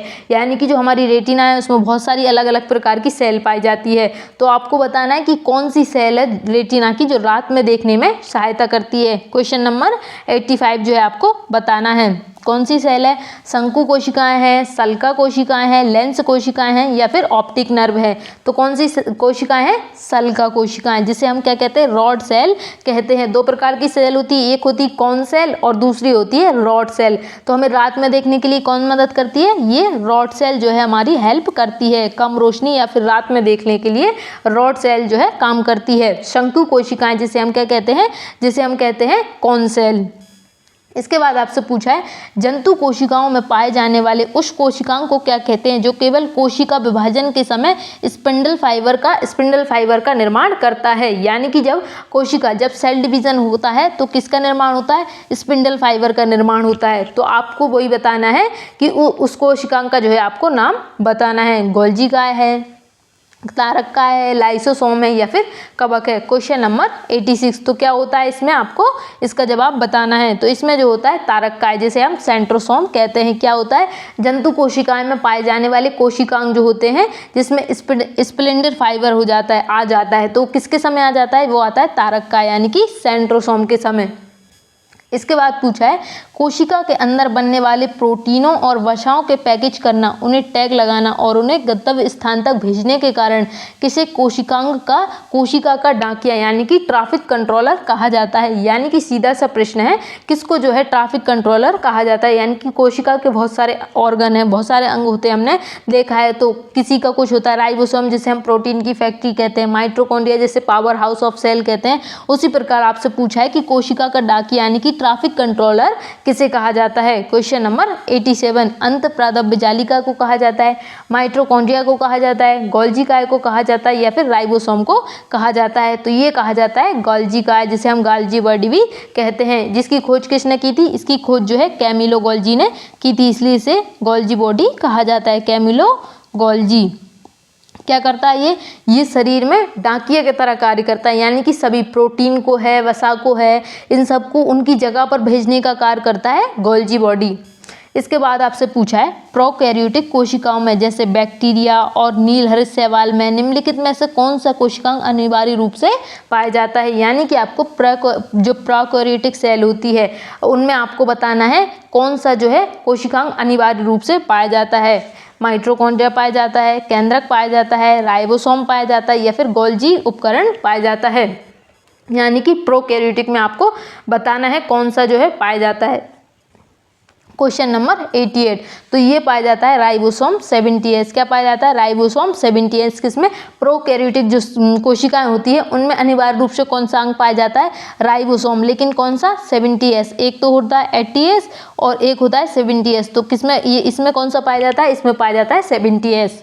नेक्स्ट आपसे पूछा है पादप कोशिकाओं में पाए जाने वाले लवक यानी कि प्लास्टिड में कौन सा लवक पौधों के फूलों और फलों को आकर्षक लाल, पीला या नारंगी रंग प्रदान करता है। यानी कि सीधा सा प्रश्न है, जो लवक होते हैं, जो प्लास्टिड होते हैं, उनमें क्या होता है? उनमें पादप कोशिकाएं जो होती हैं उनमें लवक पाया जाता है। तो आपको उस लवक यानी कि उस प्लास्टिड का नाम बताना है जो कि रंग प्रदान करने का कार्य करता है। जैसे हमने देखा है पत्ती का रंग, किसी पत्ती का रंग कैसा होता है? हरा होता है, लाल होता है। तो उसको आपको बताना है कि वो किस लवक के कारण, किस प्लास्टिड के कारण होता है। हरित लवक के कारण होता है, वर्णी लवक, अवर्णी लवक या फिर अमीनो प्लास्ट। किसके कारण? कौन सा जो लवक है वो रंग देने का कार्य करता है? तो ये करता है वर्णी लवक। क्या करता है ये? क्रोमोप्लास्ट। ये पत्तों, पेड़ पौधों, इन सबको रंग देने का कार्य करता है। जैसे आप हमारे जो वृक्ष होते हैं उनके जो पत्तियों का रंग होता है वो हरा होता है। तो किसके कारण होता है? वर्णी लवक। ये क्या करता है? कलर देने का कार्य करता है।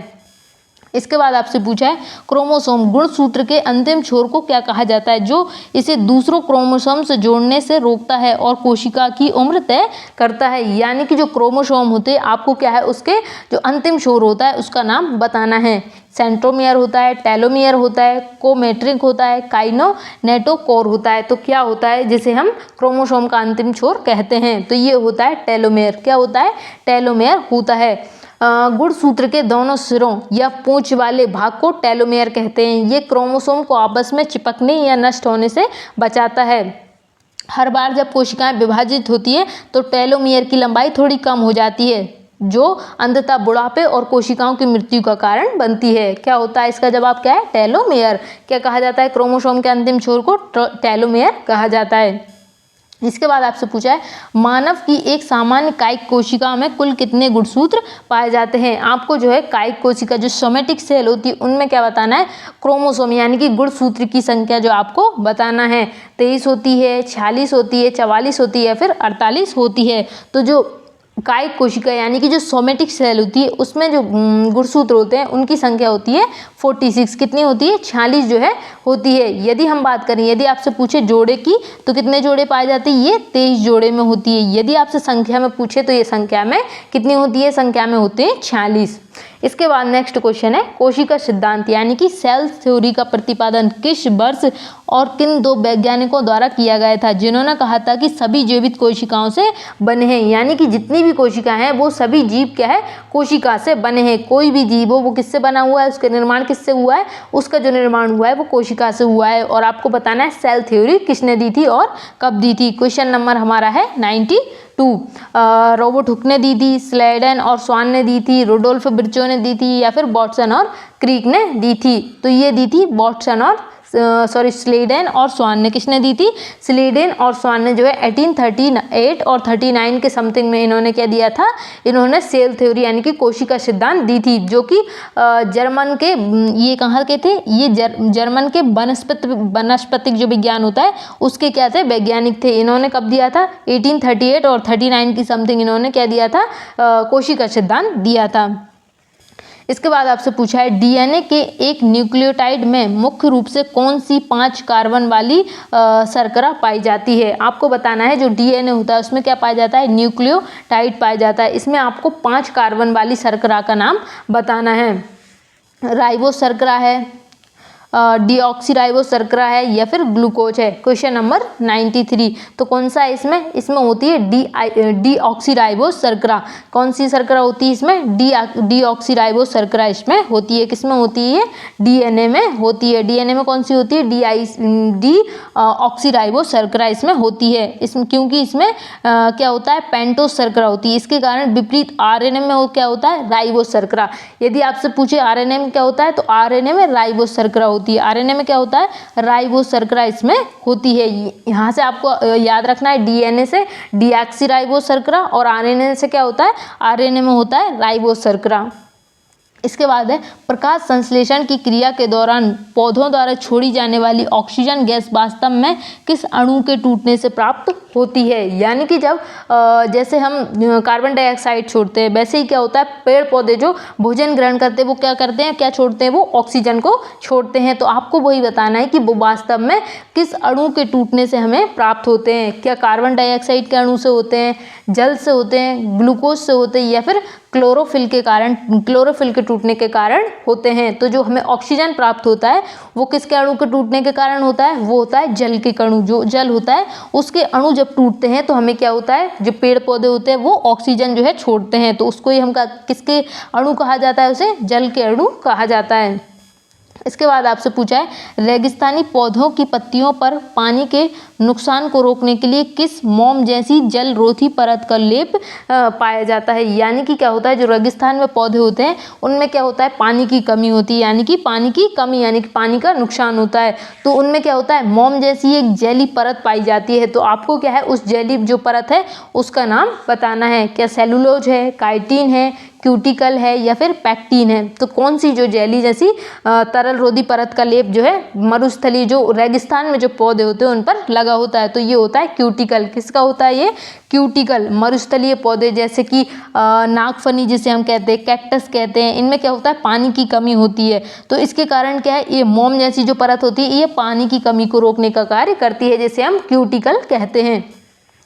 इसके बाद आपसे पूछा है निम्नलिखित में से कौन सा पादप हार्मोन पौधे की वृद्धि को रोकता है और पत्तियों को मुरझाने व झड़ने को प्रेरित करता है? यानी कि आपसे पौधे की वृद्धि को कौन सा जो हार्मोन है रोकता है आपको बताना है, और ये क्या करता है, ये पत्तियों को मुरझाने और झड़ने को प्रेरित करता है। यानी कि ये क्या करता है, पहले तो ये वृक्ष की वृद्धि को रोकता है, साथ ही ये पत्तियों को मुरझा देता है और इसकी पत्तियां जो है वो भी झड़ने लगती है। तो आपको बताना है किसके कारण ये होता है। ऑक्सीन है, जिब्रेलिन है, एबिसिक्स अम्ल है या फिर साइटोकाइनिन है? इसका कौन सा जो है इसके लिए जिम्मेदार होता है? क्या होता है इसमें? एबिसिस्क अम्ल। क्या होता है इसमें? एबिसिस्क अम्ल। एबिसिस्क जो अम्ल होता है ये पौधे की वृद्धि को रोकता है और जिसके पत्ते होते हैं वो झड़ने लगते हैं, मुरझाने लगते हैं। किसके कारण?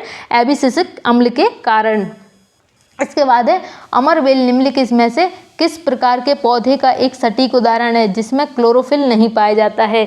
यानी कि जो अमरबेल है उसका कैक्टस कुस्कटा जिसे हम कहते हैं, यानी कि अमरबेल, इसमें आपसे पूछा है कि किस प्रकार के पौधे का एक सटीक उदाहरण है जिसमें क्लोरोफिल नहीं पाया जाता है। मतलब किससे ये मैच होता है, जिसमें, और ऐसा कौन सा है जिसमें क्या नहीं पाया जाता है? क्लोरोफिल नहीं पाया जाता है। स्वजीवी पौधा है, पूर्ण तना परजीवी है या फिर कीटभक्षी पौधा है या फिर मृतोपजीवी है? मतलब ये क्वेश्चन नंबर 97 का जवाब क्या होगा? तो इसका जो जवाब है वो है पूर्ण तना परजीवी। कौन से होते हैं इसमें? पूर्ण तना परजीवी। अमरबेल जिसे हम कहते हैं कसकुटा, अमरबेल यानी कि कसकुटा एक पीले रंग का धागे जैसा पौधा होता है जिसमें पत्तियां और क्लोरोफिल नहीं होते हैं। ना ही इसमें पत्तियां होती है, ना ही इसमें क्लोरोफिल होते हैं। ये प्रकाश संश्लेषण भी नहीं करता है, इसलिए इसे दूसरे पौधे पर क्या होता है, निर्भर ये होता है। इसलिए इसका किससे संबंध रखा जा सकता है? पूर्ण तना परजीवी का इससे संबंध होता है। इसके बाद आपसे पूछा है घटपर्णी या पिक्चर प्लांट जैसे पीक्ष कीटभक्षी पौधे जिस मिट्टी में उगते हैं वह मुख्य रूप से किस तत्व की कमी होती है जिसकी पूर्ति वे कीटों को पचाकर करते हैं? बताइए, कैल्शियम है, लोहा है, नाइट्रोजन है या फिर फास्फोरस है? क्वेश्चन नंबर 98 किस में होता है? तो ये होता है नाइट्रोजन। इसमें क्या होता है? नाइट्रोजन होता है, जिसमें क्या होता है, जो मिट्टी होती है वो नाइट्रोजन को पचाकर जो है अपना क्या करती है, उसको पोषक देती है। नेक्स्ट क्वेश्चन है क्वेश्चन नंबर 99, जिसमें आपसे पूछा है छुई मुई के पौधे की पत्तियों को छूने पर वे अचानक सिकुड़ और झुक जाती है, ये गति किस प्रकार की पादप गति कहलाती है। जो छुई मुई का पैदा होता है इसमें क्या होता है, इसको छूने पर ये अचानक से सिकुड़ जाता है और झुक जाता है। तो आपको बताना है ये किस प्रकार की गति है। इस गति को हम क्या कहते हैं, प्रकाशानुवर्तन कहते हैं, या फिर कंपानुकंचन कहते हैं, या फिर गुरुत्वानुवर्तन कहते हैं, या फिर रायसानुवर्तन कहते हैं। तो आपको बताना है इस गति को हम क्या कहते हैं। तो इसको कहा जाता है कंपनु कुंचन। क्या कहा जाता है, कंपानु कुंचन जो है, कंपानु कुंचन इस गति को हम कहते हैं, जो कि किस वृक्ष में होता है, छुई मुई का जो पौधा होता है इसमें ये होता है। इसके बाद आपसे पूछा है पौधे में प्रकाश संश्लेषण की प्रकाशिक अभिक्रिया हरित लवक के किस विशिष्ट भाग में संपन्न होती है। यानी कि जब हम प्रकाश संश्लेषण करते हैं तो उसमें क्या होता है, लाइट रिएक्शन होता है। वो कहाँ पर होता है, वो होता है हरित लवक में। कहाँ पर होता है, हरित लवक में। लेकिन आपसे पूछा है हरित लवक में जो है किस भाग में होता है, हरित लवक के भी किस भाग में ये प्रोसेस होती है। स्ट्रोमा में होती है, ग्रेना में होती है, कोशिका झिल्ली में होती है, या फिर केंद्रक में होती है। तो ये होती है किस में होती है, ये ग्रेना में होती है। ग्रेना में क्या होता है, जो प्रकाशीय अभिक्रिया होती है वो हरित लवक में होती है, और जो हरित लवक है उसका ही पार्ट है ग्रेना। इसमें क्या है, विशिष्ट रूप से विशिष्ट भाग है जिसमें क्या होता है, प्रकाशीय अभिक्रिया लाइट रिएक्शन संपन्न होता है। इसके बाद आपसे पूछा है मानव के आँख के किस भाग पर किसी वस्तु का प्रतिबिंब बनता है और उसकी प्रकृति कैसी होती है। यानी कि आपको बताना है कि जो प्रतिबिंब बनता है, जब हम किसी चीज़ को देखते हैं तो क्या बनता है, प्रतिबिंब बनता है, तो वो किस जगह पर बनता है और उसकी प्रकृति कैसी होती है। कॉर्निया पर बनता है, लेंस पर बनता है, रेटिना पर बनता है, या फिर आइरिस पे बनता है। तो कहाँ पर बनता है प्रतिबिंब, इमेज कहाँ पर बनता है हमारी आँख में, तो ये बनता है रेटिना पर। कहाँ बनता है, रेटिना पर। और इसकी प्रकृति कैसी होती है, ये वास्तविक और उल्टा बनता है। आपसे एग्जाम में पूछेगा कि सबसे पहले आपको बताना है कि जो वस्तु का प्रतिबिंब है, हमारे आँख में जो वस्तु का प्रतिबिंब बनता है वो कहाँ पर बनता है, वो बनता है हमारे रेटिना पर। और ये किस तरह बनता है, ये वास्तविक बनता है और उल्टा बनता है। किस तरह बनता है, ये वास्तविक और उल्टा बनता है, जो कि हमारी आंख पर बनता है। इसके बाद आपसे पूछा है शरीर में अचानक होने वाली प्रतिवर्ती क्रिया रिफ्लेक्स एक्शंस, जैसे पैर में कांटा चुभने पर पैर को तुरंत पीछे खींचना, मुख्य नियंत्रण कौन सा है। यानी कि इसका नियंत्रण कौन करता है। जो प्रतिवर्ती क्रिया होती है, रिफ्लेक्स एक्शन होती है, जैसे कि आपने कोई गर्म चीज़ उस पर हाथ रखी तो आपका हाथ जो है तुरंत ही आप खींच लेते हो, तुरंत ही उस चीज़ से हट जाता है। तो ये किसके कारण होता है, प्रामस्तिष्क के कारण होता है, अनुमस्तिष्क के कारण होता है, मेरुरज्जु या फिर मेडुला ऑब्लिगेटा के कारण होता है। तो जो प्रतिवर्ती क्रियाएं होती हैं उसके लिए जो जिम्मेदार होता है वो होता है मेरुरज्जु, जो स्पाइनल कॉर्ड है वो इसके लिए जिम्मेदार होता है। जैसे कि तुरंत आप पीछे अपना हाथ खींच लेते हैं अचानक से, आपको पता नहीं है कि ये चीज़ क्या है, लेकिन आपको क्या है, प्रतिवर्ती क्रिया जो रिफ्लेक्स एक्शन होता है उसके द्वारा जो मेरुरज्जु है वो आपको मैसेज करती है, जिसके कारण आप अपना हाथ हटा लेते हो।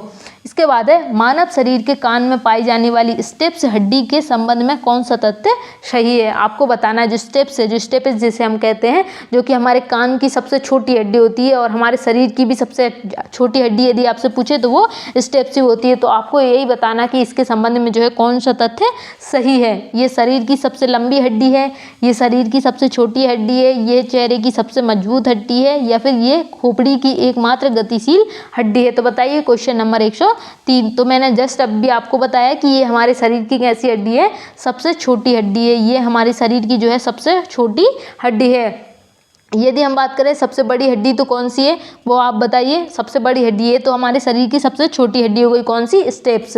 इसके बाद आपसे पूछा है मानव त्वचा, बालों और आंखों की पुतली को गहरा या हल्का रंग प्रदान करने वाले प्राकृतिक पिगमेंट का नाम क्या है। यानी कि जो हमारे बाल हैं, त्वचा है, बाल हैं, आँखें हैं, किसी का रंग, जो आँखों का रंग होता है वो ब्राउन होता है, किसी का ब्लू होता है, किसी का ब्लैक होता है। वहीं जो बाल है किसी का ब्राउन, किसी का ब्लैक होता है। ये सब किसके कारण होता है, किस पिगमेंट के कारण ये होता है। कैरोटीन के कारण होता है, मेलानिन के कारण होता है, हीमोग्लोबिन के कारण होता है, या फिर क्लोरोफिल के कारण होता है। तो ये होता है मेलानिन के कारण। किसके कारण, हमारी त्वचा का रंग मेलानिन नामक पिगमेंट पर निर्भर होता है, जिसे मेलानोसाइट कोशिकाएं बनती है। ये क्या करता है, सूर्य के हानिकारक पराबैंगनी जो यूवी किरणें होती है उनसे त्वचा की सुरक्षा भी करता है। कौन सा, मेलानिन। और साथ ही ये हमारे बाल, आँख और त्वचा का रंग निर्धारित करता है। इसके बाद पूछा है एक स्वस्थ मानव के रक्त का सामान्य पीएच मान कितना होता है, इसकी रासायनिक प्रकृति कैसी होती है, यानी कि जो ब्लड है आपको उसका पीएच मान बताना है। 6 होता है, 7 होता है, 7.4 होता है या फिर 8.5 होता है। तो जो हमारा मानव रक्त है उसका पीएच कितना होता है, उसका पीएच होता है 7.4। कितना होता है, 7.4 होता है। यदि हम बात करें इसकी प्रकृति, तो प्रकृति कैसी होती है, ये हल्का क्षारीय होता है। कैसा होता है, ये हल्का क्षारीय होता है। जो हमारा रक्त होता है वो क्षारीय होता है लेकिन हल्का सा क्षारीय होता है, क्योंकि 7 होता है वो कैसा है, उदासीन है। जिसका भी 7 जो है पीएच है वो उदासीन होता है। 7 के बाद कैसा होता है, एक पीएच स्केल होता है जिसमें 7 से आगे होता है और 7 से पहले होता है। जिसमें पहले होता है उसमें होता है अम्लीय, जिसका यदि 7 से कम हो तो वो अम्लीय होता है, यदि 7 से ज़्यादा है तो वो क्षारीय होता है। तो जो हमारा ब्लड है जो 7.4 में आता है तो ये किस में आता है, हल्का क्षारीय में आता है। इसके बाद आपसे पूछा है छोटे बच्चों के आमाशय में दूध के घुलनशील प्रोटीन केसिन को थक्के के रूप में जमने या पचाने वाला विशेष एंजाइम कौन सा है। यानी कि क्या होता है, जो छोटे बच्चे होते हैं उनमें क्या होता है, दूध यानी कि जो प्रोटीन का पाचन होता है उसमें क्या है, थक्के जमते हैं। तो आपसे बचाना है कि उनमें कौन सा एंजाइम है जो थक्के बनाता है या फिर बचने से बचाता है। थक्के के रूप में जमने या पचने वाले विशेष एंजाइम को आपको बताना है। यानी कि आमाशय में कौन सा भाग है, कौन सा एंजाइम है जो बच्चों में क्या करता है, प्रोटीन जिसे हम केसिन कहते हैं उसका पाचन करता है। तो बताइए, पेप्सिन है, ट्रिप्सिन है, रेनिन है या फिर लाइपेज है। तो कौन सा है, ये होता है रेनिन। रेनिन क्या करता है, जो छोटे बच्चे हैं उनके आमाशय में क्या पाया जाता है, रेनिन पाया जाता है। जो किसका पाचन करता है, ये करता है प्रोटीन का पाचन करता है। प्रोटीन कौन से प्रोटीन का करता है, जो दूध में पाया जाता है। दूध में कौन सा प्रोटीन पाया जाता है, दूध में पाया जाता है केसिन प्रोटीन। तो केसिन प्रोटीन जो है इसका पाचन कौन करता है, कौन सा एंजाइम करता है, रेनिन करता है। इसके बाद आपसे पूछा है मानव श्वसन तंत्र में पाए जाने वाले कंठ या लैरिंग्स को आम बोलचाल में क्या कहा जाता है। यानी कि जो श्वसन तंत्र होता है, जो रेस्पिरेटरी ऑर्गन्स होते हैं उसमें क्या बताना है आपको, जो लैरिंग्स होता है उसको क्या कहा जाता है। भोजनली कहा जाता है, वायुकूपिका कहा जाता है, ध्वनि बॉक्स कहा जाता है या फिर ग्रसनी कहा जाता है। Question number 107। तो इसको क्या कहा जाता है, इसे ध्वनि बॉक्स कहा जाता है, इसे वोकल कॉर्ड हम कहते हैं। जो लैरिंग्स होते हैं मानव शरीर का वॉइस बॉक्स या ध्वनि यंत्र जो है इसे कहा जाता है। इसमें क्या है, वाक तंतुओं जो वोकल कॉर्ड्स में जब फेफड़ों से आने वाली हवा के कारण क्या होता है, इसमें कंपन होता है जिससे ध्वनि उत्पन्न होती है।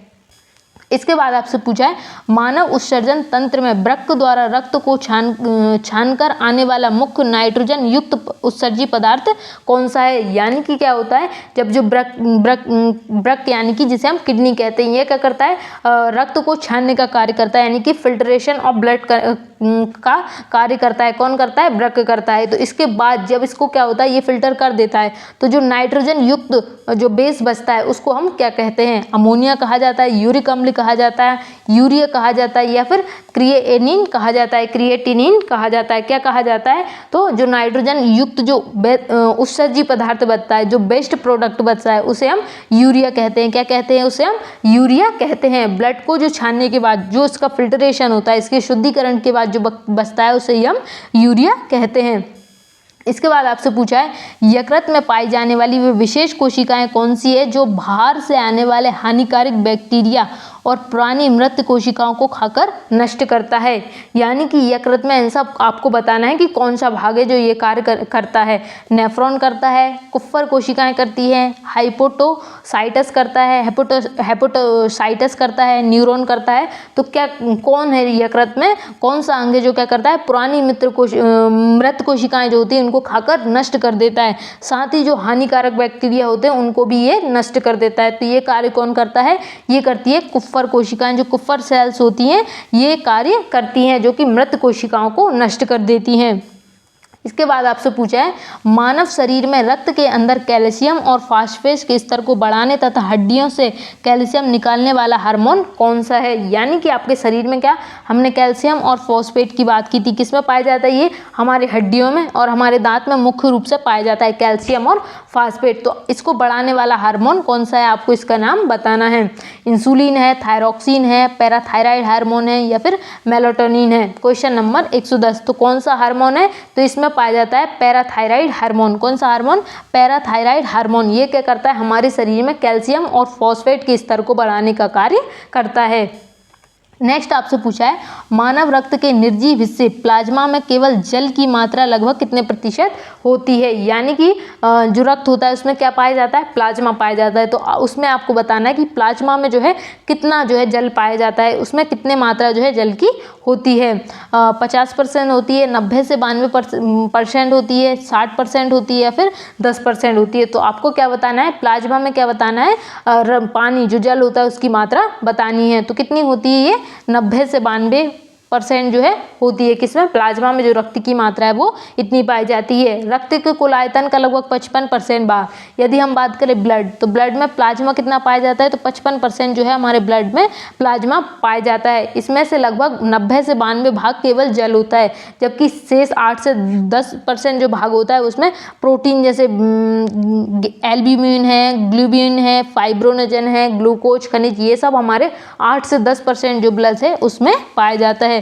वहाँ की 55% ब्लड में क्या पाया जाता है, प्लाज्मा पाया जाता है।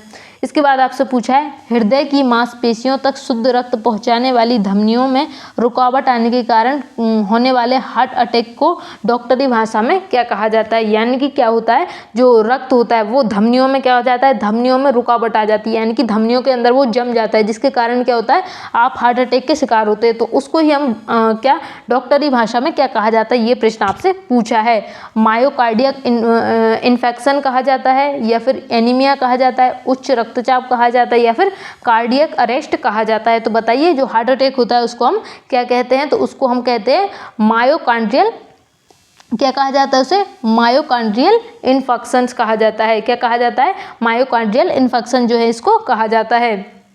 इसके बाद आपसे पूछा है मानव शरीर को विभिन्न गतियां प्रदान करने और अतिरिक्त अंगों की सुरक्षा के लिए कुल कितनी मांसपेशियां पाई जाती है। यानी कि आपको क्या बताना है, मांसपेशियों की संख्या बतानी है कि हमारा जो मानव शरीर है उसमें मांसपेशियों की संख्या कितनी होती है। कितनी होती है मानव शरीर में मांसपेशियों की संख्या, हड्डियां नहीं बताना है आपको, मांसपेशियां बताना है। कितनी होती है, 639 639 जो है कितनी मांसपेशियां पाई जाती है, कितनी मसल्स पाई जाती है, 639 जो है हमारे शरीर के अंदर मांसपेशियां पाई जाती है। शरीर की सबसे बड़ी मांसपेशियां आपको बताना है कौन सी होती है। जो हमारे शरीर है उसमें सबसे बड़ी मांसपेशियां की बात करें तो कौन सी मांसपेशियां हैं, और सबसे छोटी मांसपेशियां कौन सी है जो कि हमारे कान के अंदर पाई जाती है। आपको दोनों के ही नाम बताना है। इसके बाद आपसे पूछा है यकृत द्वारा लगातार स्रावित होने वाले पित्त रस बाइल जूस भोजन के पाचन के लिए छोटी आंत के किस शुरुआती भाग में आकर मिलता है। यानी कि जो यकृत है, यकृत द्वारा क्या, यकृत किसका निर्माण करता है, पित्त रस यानी कि बाइल जूस का निर्माण करता है। लेकिन इसका यूज यकृत में नहीं होता है, ये पित्त रस अपना कार्य जो है छोटी आंत के भाग में जाकर करता है। तो छोटी आंत के भी कितने, 3 भाग होते हैं। तो आपको बताना है कि कौन से भाग में जो है ये अपना कार्य करता है, आमाशय में करता है, बड़ी आंत में करता है, घृणी में करता है, या फिर मलाशय में करता है। तो ये किस में करता है, घृणी, आमाशय, ऑर्गन, ये तो अलग अलग ऑर्गन हो गए। तो जो हमारी छोटी आंत का भाग है वो है घृणी। कौन सा भाग है, घृणी, जिसे हम ड्यूडेनम भी कहते हैं। ये क्या है, हमारी छोटी आंत का पहला भाग है जिससे यकृत द्वारा पित्त रस दिया जाता है, और यहाँ पे क्या होता है, पाचन की शुरुआत हो जाती है। इसके बाद आपसे नेक्स्ट क्वेश्चन पूछा है, क्वेश्चन नंबर 115 है मानव के केंद्रीय तंत्रिका तंत्र में सीधे मस्तिष्क से निकलने वाले कपल तंत्रिकाओं की कुल कितनी संख्याएं होती है। यानी कि जो केंद्रीय तंत्रिका तंत्र होता है मस्तिष्क से, इसमें क्या होती है, जो कपाल जो तंत्रिकाएं होती है उनकी संख्या आपको बताना है। कितनी कपाल तंत्रिकाएं जो है इसमें होती है, 12 जोड़े होते हैं, 31 जोड़े होते हैं, 10 जोड़े होते हैं, या फिर 20 जोड़े होते हैं। तो आपको कपाल तंत्रिकाएं जो होती है उनकी संख्या आपको बतानी है कितनी होती है। तो इनकी जो संख्या होती है वो होती है 12 जोड़े। कितने होते हैं, 12 जोड़े इसमें पाए जाते हैं। सीधे मस्तिष्क से निकलने वाली तंत्रिकाओं को कपाल तंत्रिकाएं हम कहते हैं, यानी कि जो आपको ब्रेन से डायरेक्टली निकालती हैं उनको ही हम कपाल तंत्रिकाएं कहते हैं। जिनकी संख्या कितनी होती है, इनकी जोड़े में बात करें तो 12 जोड़े होते हैं, और संख्या में कितनी होती है, 24 तंत्रिकाएं होती हैं। इसके विपरीत रीढ़ की हड्डियों से निकलने वाली तंत्रिकाओं को मेरु तंत्रिकाएं कहते हैं। इसके बाद नेक्स्ट आपसे पूछा है जापान की मिनमाता खाड़ी में उद्योग कचरे के कारण फैले मिनमाता रोग का मुख्य कारण पानी के किस धातु का प्रदूषण था। यानी कि जो मिनमाता है, जो कि जापान की खाड़ी जो यहाँ पर फैला हुआ है, तो उसका कारण आपको बताना है कि इसका कारण क्या था। कैडमियम था, पारा था, आर्सेनिक था या फिर सीसा था। किसका? मिनमाता जो है, मिनामाता, इसका फैलने का कारण आपसे पूछा है। तो इसमें क्या था, इसका जो कारण था वो था मरकरी यानी कि पारा। पानी में मिथाइल मरकरी क्या है, जो पानी होता है उसमें मिथाइल मरकरी पारा के संदूषण से मछलियां संक्रमित हुई, जिन्हें खाने से क्या हुआ, मिनमाता जो रोग है वो फैला था। इसके बाद आपसे पूछा है भोजन में विटामिन B3 नियासिन की लगातार कमी के कारण कौन सा रोग हो जाता है, जिसे 4D सिंड्रोम भी कहा जाता है। बताइए, विटामिन B3 जिसका रासायनिक नाम क्या है, नियासिन, इसकी लगातार कमी के कारण कौन सा रोग हो जाता है, जिसे हम 4D सिंड्रोम भी कहते हैं। बेरी है, स्कर्बी है, प्लेग्रा है या फिर रिकेटस है। तो क्वेश्चन नंबर 117, तो ये इसमें आता है प्लेग्रा। कौन सा आता है? प्लेग्रा आता है, जो कि नियासिन विटामिन B3 की कमी के कारण क्या होता है, प्लेग्रा होता है। इसके बाद आपसे पूछा है असुरक्षित शारीरिक संबंधों के कारण फैलने वाले खतरनाक सिफिलिस और गोनोरिया रोग किस प्रकार के सूक्ष्म जीव से होते हैं। यानी कि सिफिलिस और गोनोरिया जो है आपको बताना है, ये गोनोरिया ये किसके कारण फैलते हैं। विषाणु के कारण होते हैं, जीवाणु, कवक या फिर प्रोटोजोआ। क्वेश्चन नंबर 118, किसके कारण ये फैलते हैं, तो ये फैलते हैं बैक्टीरिया यानी कि जीवाणु के कारण ही। कौन से होते हैं? सिफिलिस और गोनोरिया। इसके बाद आपसे पूछा है बच्चों को अपंग बनाने वाले घातक पोलियो रोग के खिलाफ दुनिया के पहले ओरल पोलियो वैक्सीन OBP मुंह से दी जाने वाली बूंद की खोज किसने की थी। यानी कि जो OBP पोलियो का जो वैक्सीन है उसकी खोज आपको बताना है, उसकी खोज जो है किसने की थी। जोनास साल्क ने की थी, अल्बर्ट साबिन ने की थी, ल्यूवेनहॉक ने की थी या फिर लुई पास्चर ने की थी। तो जो OBP का टीका था उसकी जो खोज है वो किसने की थी, अल्बर्ट साबिन। किसने? अल्बर्ट साबिन, जो कि आपसे मुंह से जो आपने पिलाया गया होगा, आपको मुंह से पिलाई जाने वाली पोलियो ड्रॉप की खोज जो है अल्बर्ट साबिन ने कब की थी, इन्होंने 1961 में इन्होंने की थी। वहीं पोलियो के पहले इंजेक्शन देने वाले टीका IPV की यदि आपसे पूछे तो जोनास सल्क ने की थी। किसने? जोनास सल्क ने जो है IPV की थी। इसके बाद सुअर पिग्स को मुख्य अतिरिक्त वाहक मानने वाला स्वाइन फ्लू रोग निम्नलिखित में से किस वायरस के संक्रमण के कारण होता है। यानी कि जो स्वाइन फ्लू होता है जो किसके कारण होता है, सुअर के कारण होता है। सुअर से कौन सा फैलता है, स्वाइन फ्लू फैलता है। तो आपको बताना है कि ये किस वायरस के कारण फैलता है। H5N1 या फिर H1N1, HIV या फिर राइनो। बताइए किसके कारण जो है स्वाइन फ्लू जो है फैलता है। तो ये होता है H1N1 वायरस के कारण। किसके कारण? H1N1 जो वायरस होता है उसके कारण ये फैलता है, जिसे हम स्वाइन फ्लू। इसके बाद नेक्स्ट क्वेश्चन पूछा है क्वेश्चन नंबर 121। इसमें आपसे पूछा है निम्नलिखित में से कौन सा एक लिंग सहलग्न अनुवांशिक रोग जेनेटिक डिसीज है जिसमें पीड़ित व्यक्ति लाल और हरे रंग में अंतर नहीं कर पाता है। यानी कि क्या है, ये एक जेनेटिक डिसीज है। यदि इसमें आपके माता या पिता को किसी को भी ये डिसीज है तो संभावना है कि आपको भी डिसीज हो सकती है। जिसमें क्या होता है, लाल और हरा रंग जो होता है उसमें पहचानने में क्या आती है, दिक्कत आती है। तो उसमें किसके कारण होता है, निकट दृष्टि दोष होता है, वर्णधता होता है जिसमें कलर ब्लाइंडनेस हम कहते हैं, या फिर मोतियाबिंद या फिर रतौंधी जिसमें क्या होता है, वर्णधता।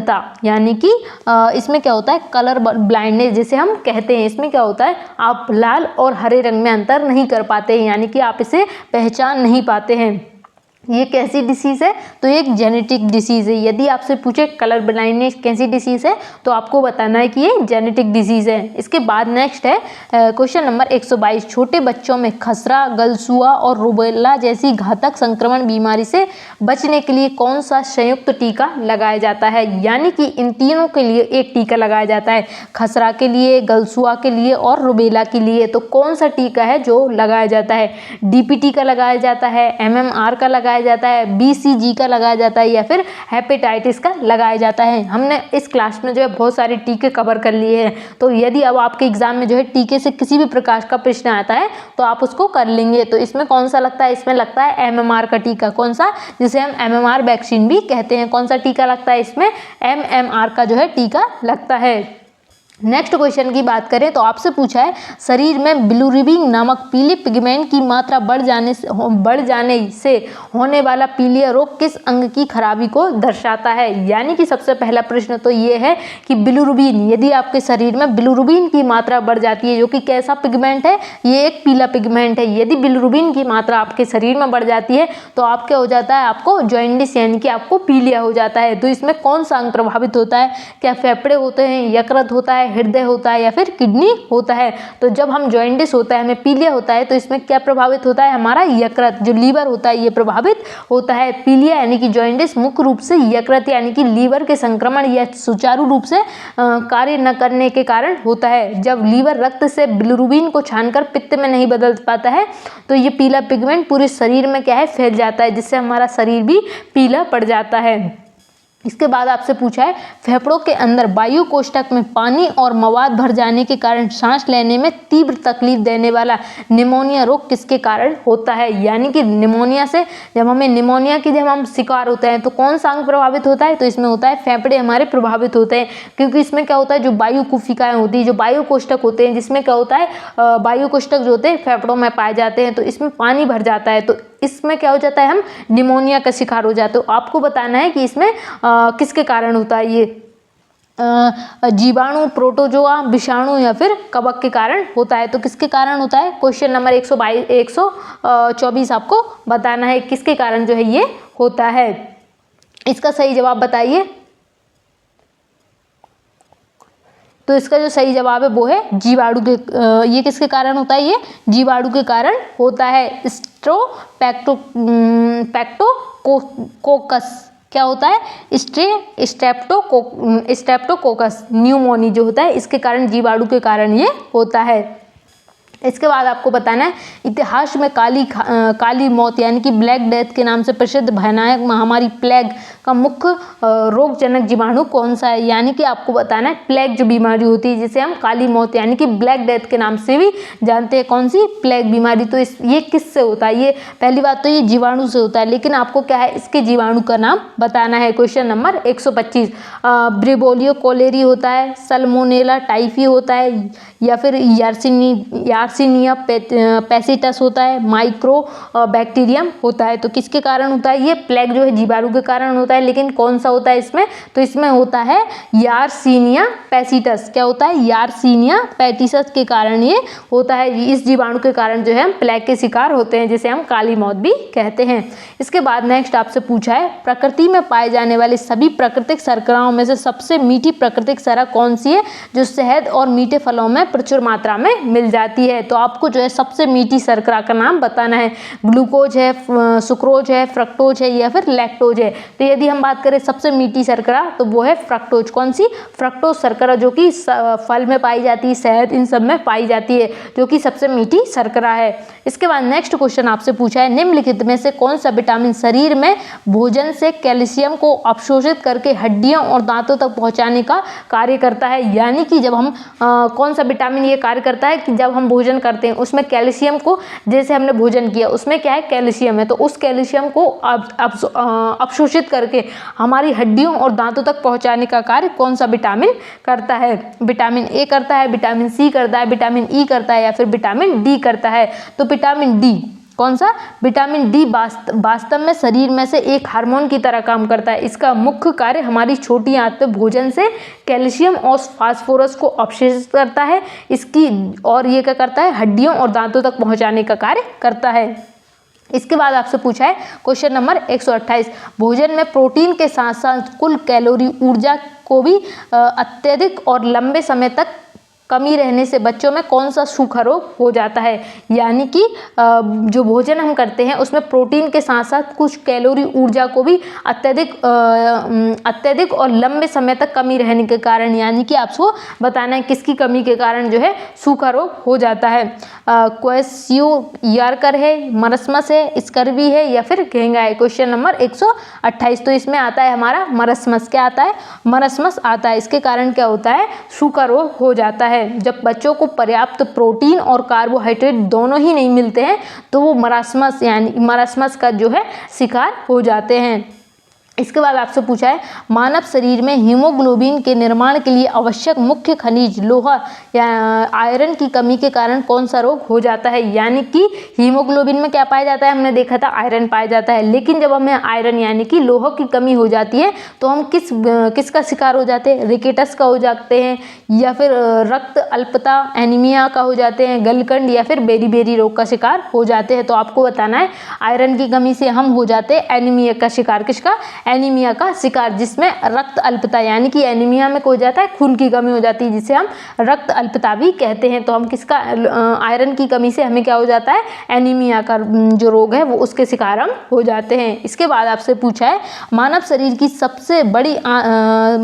की बड़ी आंत में रहने वाले मित्र बैक्टीरिया मुख्य रूप से किस विटामिन का निर्माण करते हैं जो रक्त का थक्का जमाने के लिए आवश्यक है। यानी कि सीधा प्रश्न है, आपको बताना है कि कौन सा विटामिन है जो रक्त का थक्का जमने के लिए आवश्यक होता है। विटामिन सी है, विटामिन के है, विटामिन ए है या फिर विटामिन ई है। तो ये विटामिन है के। कौन सा विटामिन, विटामिन के। ये क्या करता है, ये हमारी शरीर में रक्त का थक्का जमाने का कार्य करता है। क्या करता है, रक्त का थक्का जो शरीर के अंदर नहीं, जैसे आपको चोट लग जाती है क्या होता है, रक्त का थक्का जम जाता है, तो किस विटामिन से जमता है, वो जमता है विटामिन के द्वारा।